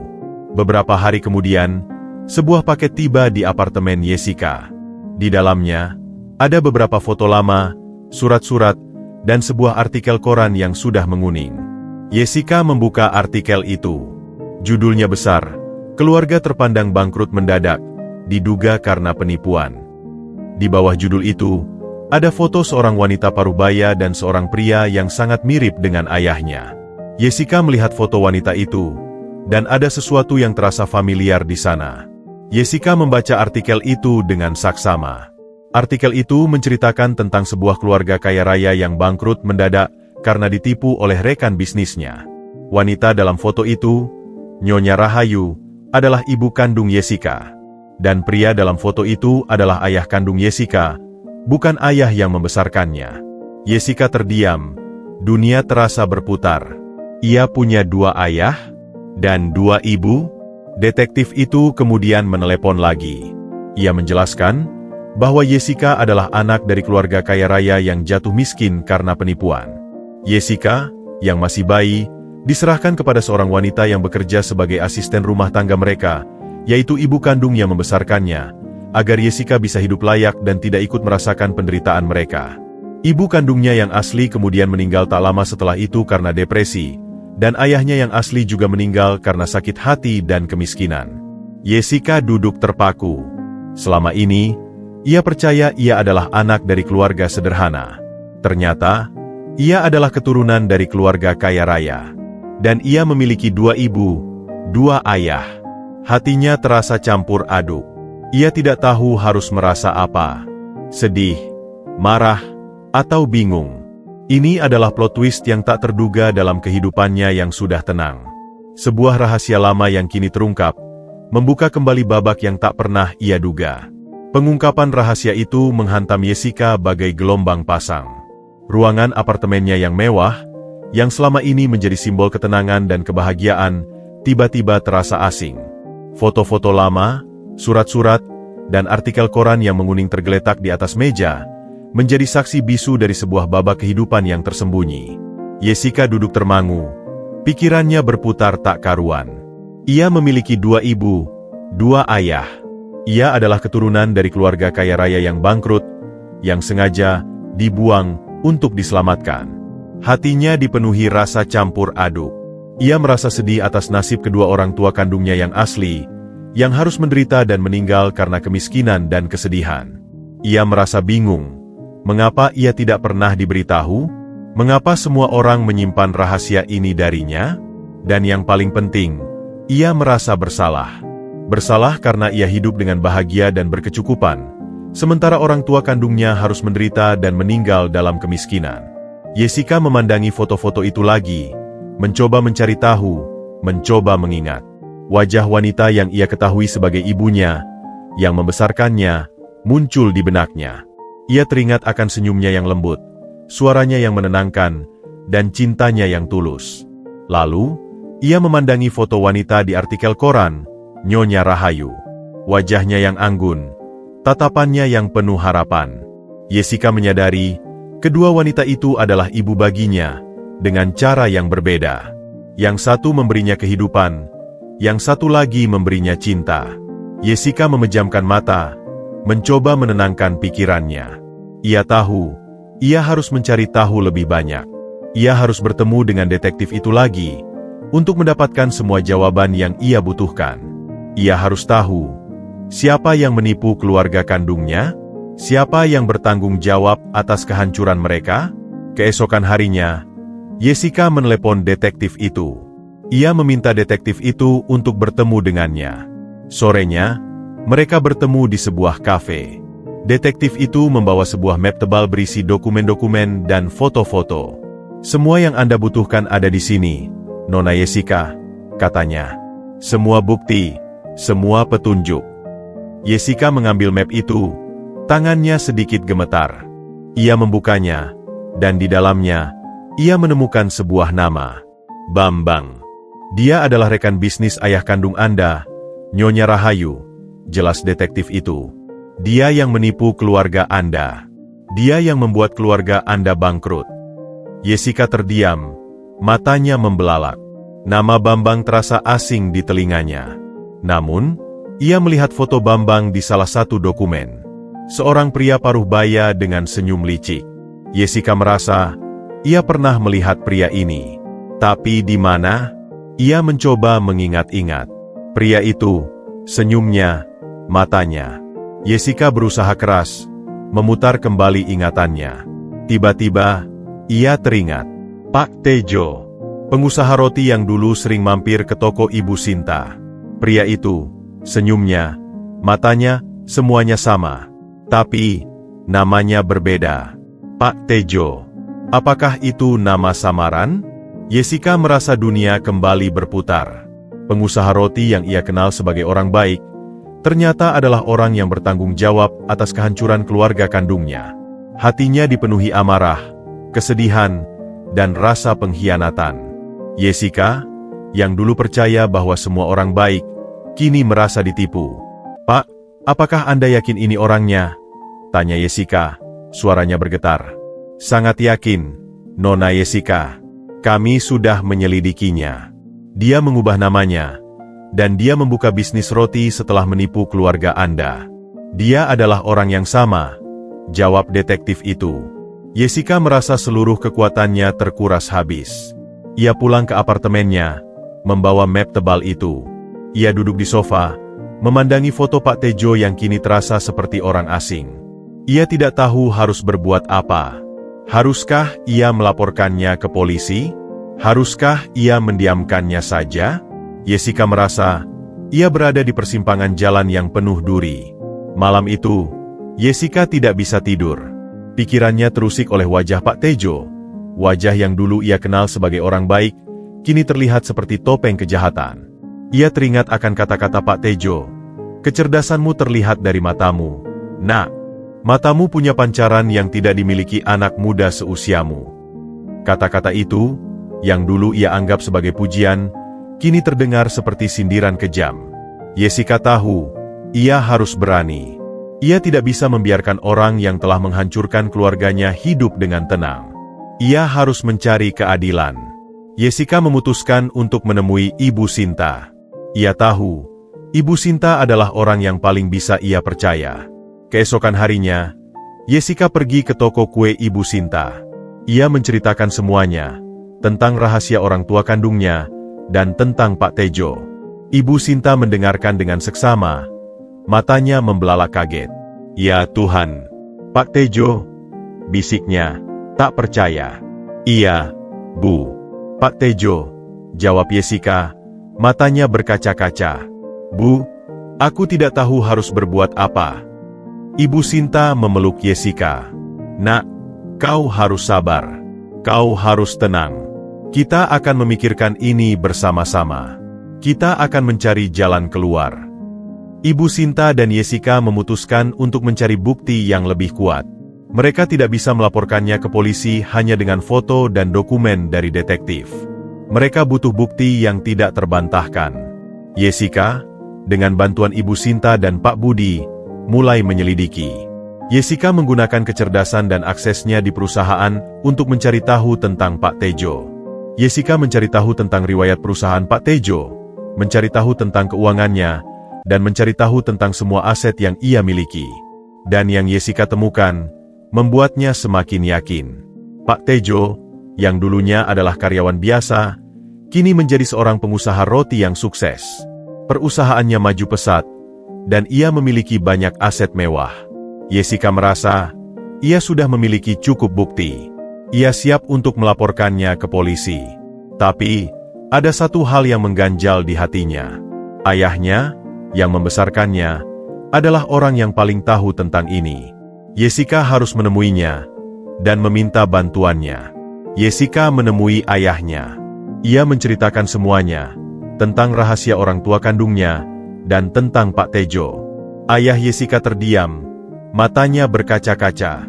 Jessica, Ayah tahu, katanya, suaranya bergetar. Jessica terkejut. Ayah tahu? Mengapa ayah tidak memberitahu Jessica? Ayah takut, Nak. Ayah takut kau akan sedih. Ayah takut kau akan membenci ayah. Ayah tahu, ayah dan ibumu yang membesarkan Jessica hanyalah orang miskin yang tidak bisa memberikan apa-apa. Ayah takut kau akan memilih mereka daripada kami, jawab ayahnya. Air matanya mengalir deras. Ayah, Jessica tidak akan pernah membenci ayah, kata Jessica, memeluk ayahnya. Jessica akan selalu mencintai ayah. Jessica akan selalu menjadi anak ayah. Kalian adalah orang tua Jessica. Ayah Jessica membalas pelukan Jessica. Terima kasih, Nak. Terima kasih banyak. Ayah Jessica kemudian menceritakan semuanya. Ayah Jessica adalah seorang karyawan di perusahaan orang tua kandung Jessica. Ayah kandung Jessica, sebelum meninggal, menitipkan Jessica pada ayah yang membesarkannya dan menceritakan semuanya. Ayah Jessica, yang saat itu masih muda dan belum menikah, memutuskan untuk membesarkan Jessica sebagai anaknya sendiri dan merahasiakan semuanya. Jessica mengangguk. Ia mengerti. Ayahnya, yang membesarkannya, adalah pahlawan baginya. Ia adalah orang yang rela mengorbankan segalanya demi Jessica. Jessica merasa, ia sangat beruntung memiliki ayah seperti itu. Jessica, dengan bantuan ayahnya, dan dengan bantuan Ibu Sinta, Pak Budi, dan Nyonya Lestari, akhirnya melaporkan Pak Tejo ke polisi. Polisi segera melakukan penyelidikan, dan mereka menemukan banyak bukti. Mereka menemukan bahwa Pak Tejo memang telah menipu banyak orang, bukan hanya keluarga kandung Jessica. Pak Tejo ditangkap. Jessica, yang kini berada di pengadilan, menatap Pak Tejo dengan tatapan dingin. Pak Tejo menatap Jessica. Matanya penuh penyesalan. Jessica, aku minta maaf, bisiknya. Maafmu tidak bisa mengembalikan orang tuaku, Pak Tejo, jawab Jessica, suaranya datar. Pak Tejo dihukum. Jessica, yang kini merasa lega, tahu bahwa keadilan telah ditegakkan.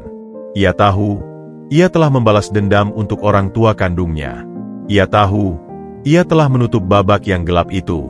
Jessica, yang dulu terbuang, kini telah menemukan keadilan, dan ia siap menyambut babak kehidupan berikutnya, yang ia tahu akan penuh dengan kejutan dan kebahagiaan. Penyelesaian kasus penipuan yang melibatkan Pak Tejo, alias Bambang, menjadi penutup babak yang panjang dan menyakitkan dalam hidup Jessica. Keadilan telah ditegakkan, dan bayang-bayang masa lalu yang kelam kini mulai memudar. Jessica, yang selama ini merasa seperti detektif dalam film misteri, kini kembali menjadi dirinya sendiri, seorang wanita muda yang penuh dengan mimpi dan harapan. Hatinya terasa ringan, seolah beban yang selama ini ia pikul kini telah diangkat. Namun, di balik semua kelegaan itu, ada satu hal yang masih mengganjal di hati Jessica. Ia belum menemukan siapa yang bertanggung jawab atas kehancuran keluarga kandungnya. Jessica tahu, ia harus mencari tahu. Ia harus menemukan keadilan untuk orang tua kandungnya. Ia tahu, ia tidak akan bisa hidup dengan tenang jika ia tidak melakukannya. Pada suatu malam, Jessica sedang merenung di balkon apartemennya. Ia memandangi bintang-bintang, memikirkan apa yang harus ia lakukan. Ia sudah melaporkan Pak Tejo ke polisi, tetapi ia tahu, Pak Tejo hanyalah pion. Ada orang lain yang jauh lebih kuat di belakangnya. Jessica merasa, ia berada di persimpangan jalan yang penuh dengan misteri. Ia harus memilih, apakah ia akan melanjutkan pencarian, atau ia akan melupakan semuanya dan melanjutkan hidupnya. Jessica memejamkan mata, memohon petunjuk pada Tuhan. Ia tahu, ia tidak bisa melakukannya sendirian. Ia butuh bantuan. Ia butuh dukungan. Jessica memutuskan untuk menemui Pak Budi. Ia tahu, Pak Budi adalah orang yang paling bisa ia percaya. Keesokan harinya, Jessica pergi ke toko kue Ibu Sinta. Ia menceritakan semuanya, tentang rahasia orang tua kandungnya, dan tentang Pak Tejo. Ibu Sinta mendengarkan dengan seksama, matanya membelalak kaget. Ya Tuhan, Pak Tejo, bisiknya, tak percaya. Iya, Bu. Pak Tejo, jawab Jessica, matanya berkaca-kaca. Bu, aku tidak tahu harus berbuat apa. Ibu Sinta memeluk Jessica. Nak, kau harus sabar. Kau harus tenang. Kita akan memikirkan ini bersama-sama. Kita akan mencari jalan keluar. Ibu Sinta dan Jessica memutuskan untuk mencari bukti yang lebih kuat. Mereka tidak bisa melaporkannya ke polisi hanya dengan foto dan dokumen dari detektif. Mereka butuh bukti yang tidak terbantahkan. Jessica, dengan bantuan Ibu Sinta dan Pak Budi, mulai menyelidiki. Jessica menggunakan kecerdasan dan aksesnya di perusahaan untuk mencari tahu tentang Pak Tejo. Jessica mencari tahu tentang riwayat perusahaan Pak Tejo, mencari tahu tentang keuangannya, dan mencari tahu tentang semua aset yang ia miliki. Dan yang Jessica temukan, membuatnya semakin yakin. Pak Tejo, yang dulunya adalah karyawan biasa, kini menjadi seorang pengusaha roti yang sukses. Perusahaannya maju pesat, dan ia memiliki banyak aset mewah. Jessica merasa, ia sudah memiliki cukup bukti. Ia siap untuk melaporkannya ke polisi. Tapi, ada satu hal yang mengganjal di hatinya. Ayahnya, yang membesarkannya, adalah orang yang paling tahu tentang ini. Jessica harus menemuinya, dan meminta bantuannya. Jessica menemui ayahnya. Ia menceritakan semuanya, tentang rahasia orang tua kandungnya, dan tentang Pak Tejo. Ayah Jessica terdiam, matanya berkaca-kaca.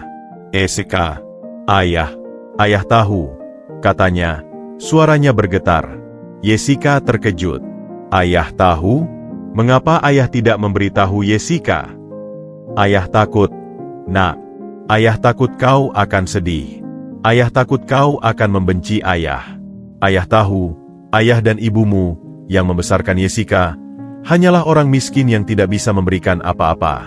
Ayah takut kau akan memilih mereka daripada kami. Jawab ayahnya, air matanya mengalir deras. Ayah, Jessica tidak akan pernah membenci ayah, kata Jessica, memeluk ayahnya.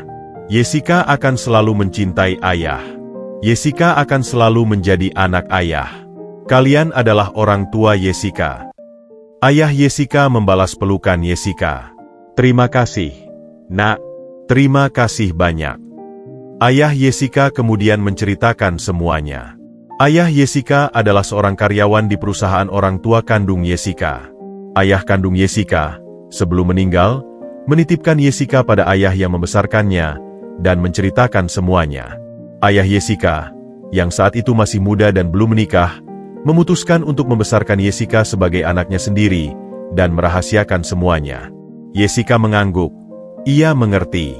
Ayahnya, yang membesarkannya, adalah pahlawan baginya. Ia adalah orang yang rela mengorbankan segalanya demi Jessica. Jessica merasa, ia sangat beruntung memiliki ayah seperti itu. Jessica, dengan bantuan ayahnya, dan dengan bantuan Ibu Sinta, Pak Budi, dan Nyonya Lestari, akhirnya melaporkan Pak Tejo ke polisi. Polisi segera melakukan penyelidikan, dan mereka menemukan banyak bukti. Mereka menemukan bahwa Pak Tejo memang telah menipu banyak orang, bukan hanya keluarga kandung Jessica. Pak Tejo ditangkap. Jessica, yang kini berada di pengadilan, menatap Pak Tejo dengan tatapan dingin.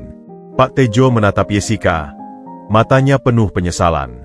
Jessica, aku minta maaf, bisiknya. Maafmu tidak bisa mengembalikan orang tuaku, Pak Tejo, jawab Jessica, suaranya datar. Pak Tejo dihukum.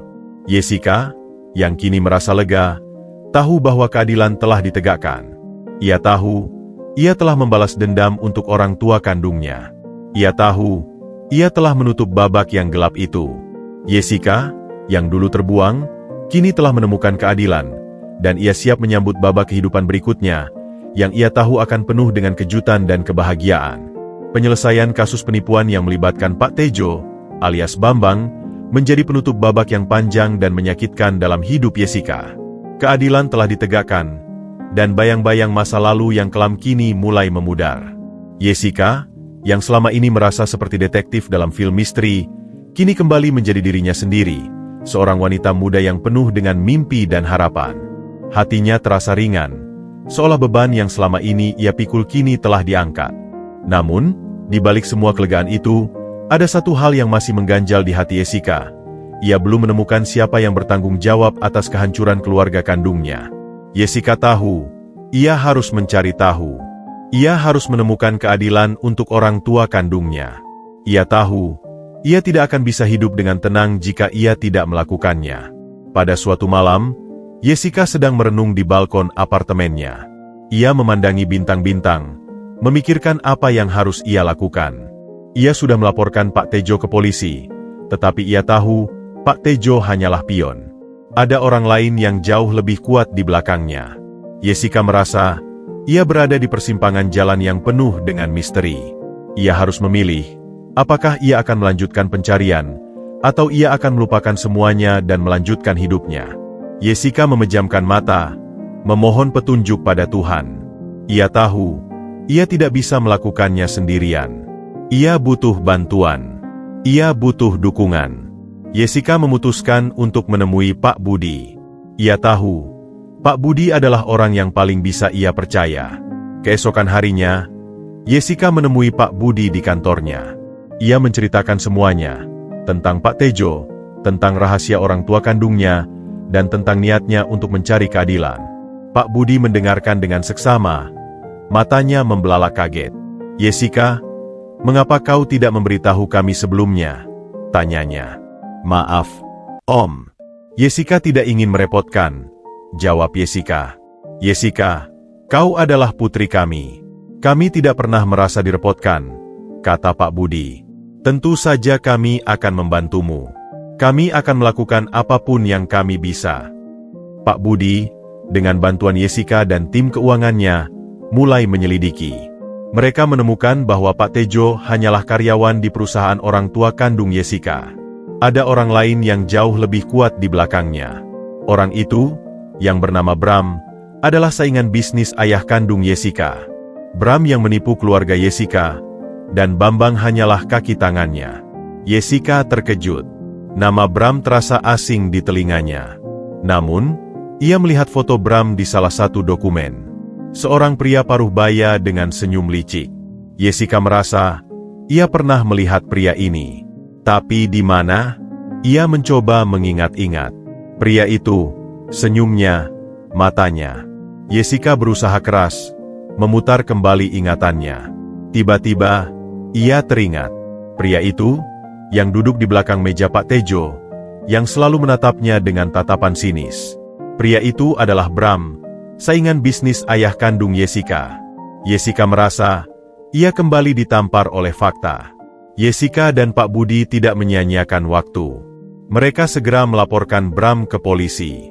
Polisi segera melakukan penyelidikan, dan mereka menemukan banyak bukti. Mereka menemukan bahwa Bram memang telah menipu banyak orang, bukan hanya keluarga kandung Jessica. Bram ditangkap. Jessica, yang kini berada di pengadilan, menatap Bram dengan tatapan dingin. Bram menatap Jessica, matanya penuh penyesalan.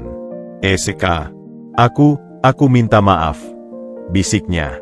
Maafmu tidak bisa mengembalikan orang tuaku, Bram, jawab Jessica, suaranya datar. Bram dihukum. Jessica, yang kini merasa lega, tahu bahwa keadilan telah ditegakkan. Ia tahu, ia telah membalas dendam untuk orang tua kandungnya. Ia tahu, ia telah menutup babak yang gelap itu. Jessica, yang dulu terbuang, kini telah menemukan keadilan, dan ia siap menyambut babak kehidupan berikutnya, yang ia tahu akan penuh dengan kejutan dan kebahagiaan. Penyelesaian kasus penipuan yang melibatkan Pak Tejo, alias Bambang, menjadi penutup babak yang panjang dan menyakitkan dalam hidup Jessica. Keadilan telah ditegakkan, dan bayang-bayang masa lalu yang kelam kini mulai memudar. Jessica, yang selama ini merasa seperti detektif dalam film misteri, kini kembali menjadi dirinya sendiri, seorang wanita muda yang penuh dengan mimpi dan harapan. Hatinya terasa ringan, seolah beban yang selama ini ia pikul kini telah diangkat. Namun, di balik semua kelegaan itu, ada satu hal yang masih mengganjal di hati Jessica. Ia belum menemukan siapa yang bertanggung jawab atas kehancuran keluarga kandungnya. Jessica tahu, ia harus mencari tahu. Ia harus menemukan keadilan untuk orang tua kandungnya. Ia tahu, ia tidak akan bisa hidup dengan tenang jika ia tidak melakukannya. Pada suatu malam, Jessica sedang merenung di balkon apartemennya. Ia memandangi bintang-bintang, memikirkan apa yang harus ia lakukan. Ia sudah melaporkan Pak Tejo ke polisi, tetapi ia tahu, Pak Tejo hanyalah pion. Ada orang lain yang jauh lebih kuat di belakangnya. Jessica merasa ia berada di persimpangan jalan yang penuh dengan misteri. Ia harus memilih, apakah ia akan melanjutkan pencarian, atau ia akan melupakan semuanya dan melanjutkan hidupnya. Jessica memejamkan mata, memohon petunjuk pada Tuhan. Ia tahu, ia tidak bisa melakukannya sendirian. Ia butuh bantuan. Ia butuh dukungan. Jessica memutuskan untuk menemui Pak Budi. Ia tahu, Pak Budi adalah orang yang paling bisa ia percaya. Keesokan harinya, Jessica menemui Pak Budi di kantornya. Ia menceritakan semuanya, tentang Pak Tejo, tentang rahasia orang tua kandungnya, dan tentang niatnya untuk mencari keadilan. Pak Budi mendengarkan dengan seksama, matanya membelalak kaget. Jessica, mengapa kau tidak memberitahu kami sebelumnya? Tanyanya. Maaf, Om. Jessica tidak ingin merepotkan, jawab Jessica. Jessica, kau adalah putri kami. Kami tidak pernah merasa direpotkan, kata Pak Budi. Tentu saja kami akan membantumu. Kami akan melakukan apapun yang kami bisa. Pak Budi, dengan bantuan Jessica dan tim keuangannya, mulai menyelidiki. Mereka menemukan bahwa Pak Tejo hanyalah karyawan di perusahaan orang tua kandung Jessica. Ada orang lain yang jauh lebih kuat di belakangnya. Orang itu, yang bernama Bram, adalah saingan bisnis ayah kandung Jessica. Bram yang menipu keluarga Jessica, dan Bambang hanyalah kaki tangannya. Jessica terkejut. Nama Bram terasa asing di telinganya. Namun, ia melihat foto Bram di salah satu dokumen. Seorang pria paruh baya dengan senyum licik. Jessica merasa, ia pernah melihat pria ini. Tapi di mana? Ia mencoba mengingat-ingat. Pria itu, senyumnya, matanya. Jessica berusaha keras, memutar kembali ingatannya. Tiba-tiba, ia teringat. Pria itu, yang duduk di belakang meja Pak Tejo, yang selalu menatapnya dengan tatapan sinis. Pria itu adalah Bram, saingan bisnis ayah kandung Jessica. Jessica merasa, ia kembali ditampar oleh fakta. Jessica dan Pak Budi tidak menyia-nyiakan waktu. Mereka segera melaporkan Bram ke polisi. Polisi segera melakukan penyelidikan, dan mereka menemukan banyak bukti. Mereka menemukan bahwa Bram memang telah menipu banyak orang, bukan hanya keluarga kandung Jessica. Bram ditangkap. Jessica, yang kini berada di pengadilan, menatap Bram dengan tatapan dingin. Bram menatap Jessica, matanya penuh penyesalan. Jessica, Aku minta maaf, bisiknya. Maafmu tidak bisa mengembalikan orang tuaku, Bram, jawab Jessica, suaranya datar. Bram dihukum. Jessica, yang kini merasa lega, tahu bahwa keadilan telah ditegakkan. Ia tahu, ia telah membalas dendam untuk orang tua kandungnya. Ia tahu, ia telah menutup babak yang gelap itu. Jessica, yang dulu terbuang, kini telah menemukan keadilan, dan ia siap menyambut babak kehidupan berikutnya, yang ia tahu akan penuh dengan kejutan dan kebahagiaan. Jessica kini bukan lagi seorang gadis yang tersesat dalam labirin penderitaan. Ia telah menjadi wanita muda yang utuh, dikelilingi oleh cinta dari keluarga yang beragam, namun terikat oleh benang-benang kebaikan. Kisah hidupnya seolah menari di atas kanvas kebahagiaan, dengan goresan warna-warni yang berasal dari Ibu Sinta yang penuh kasih, Pak Budi dan Nyonya Lestari yang dermawan, Adit yang menggemaskan, serta Burina dan Dita yang kini telah menemukan jalan pengampunan. Hari-hari Jessica berjalan seperti sungai yang mengalir tenang, penuh makna dan kesibukan. Di sela-sela pekerjaannya sebagai konsultan, ia masih sering menyempatkan diri mengunjungi toko kue Ibu Sinta. Toko itu, yang dulu menjadi tempat Jessica memulai hidup baru, kini menjadi tempatnya kembali untuk mengisi ulang energi dan nostalgia. Aroma adonan yang sedang dipanggang, suara tawa Ibu Sinta, dan celoteh anak-anak yang bermain di sekitar toko adalah melodi yang tak pernah gagal menenangkan hatinya. Pada suatu sore, saat Jessica sedang membantu Ibu Sinta mengemas kue, pintu toko terbuka. Seorang pria paruh baya masuk dengan senyum lebar. Wajahnya tidak asing bagi Jessica, ia adalah ayahnya. Jessica berdiri, hatinya berdebar kencang. Ia ingin berlari, namun kakinya terasa kaku. Ayah Jessica melihatnya. Matanya membelalak kaget. Ia berjalan mendekat. Jessica, anakku, bisiknya. Suaranya bergetar. Jessica tidak bisa menahan air matanya. Ia berlari, memeluk ayahnya erat-erat. "Ayah." Jessica minta maaf. Isaknya, "Tidak, Nak." "Ayah yang harusnya minta maaf," kata ayahnya, membalas pelukan Jessica. "Ayah yang harusnya minta maaf karena tidak bisa melindungimu." Jessica dan ayahnya duduk di bangku taman. Ayahnya menceritakan semuanya, tentang bagaimana ia menyesal karena tidak ada saat Jessica diusir, tentang bagaimana ia merasa bersalah karena tidak bisa melindungi Jessica. Ayahnya juga menceritakan tentang bagaimana ia akhirnya memutuskan untuk bercerai dari Burina. "Jessica, ayah sudah tua. Ayah tidak bisa lagi bekerja keras. Ayah minta maaf karena ayah tidak bisa memberikan apa-apa lagi untukmu," kata ayahnya, matanya berkaca-kaca. Jessica memegang tangan ayahnya. "Ayah." Jessica sudah punya semuanya. Jessica sudah punya pekerjaan. Jessica sudah punya tempat tinggal. Jessica sudah punya keluarga. Jessica sudah punya ayah, katanya, suaranya tulus. "Itu sudah lebih dari cukup." Ayah Jessica terdiam, terharu. Ia tidak pernah menyangka, putrinya yang dulu ia pikir rapuh, kini telah tumbuh menjadi wanita yang kuat dan berhati emas. "Jessica, kau adalah kebanggaan ayah," bisiknya. Malam itu, Jessica dan ayahnya makan malam bersama di sebuah restoran sederhana. Mereka bercerita tentang banyak hal, tentang masa lalu, masa kini, dan masa depan. Jessica merasa, ia akhirnya menemukan babak yang hilang dalam hidupnya. Ia telah berdamai dengan masa lalunya, dan kini ia siap menyambut masa depan yang lebih cerah. Jessica pulang dengan hati yang lapang. Ia merasa, ia tidak lagi memiliki beban. Semua luka telah sembuh, semua kebencian telah sirna, semua pertanyaan telah terjawab. Ia kini adalah wanita yang utuh, yang siap melangkah maju, menuju babak kehidupan berikutnya, yang ia tahu akan penuh dengan kejutan dan kebahagiaan. Kehidupan Jessica setelah keadilan ditegakkan terasa seperti terlahir kembali. Semua potongan puzzle yang berserakan kini telah tersusun sempurna. Ia tidak lagi dihantui masa lalu.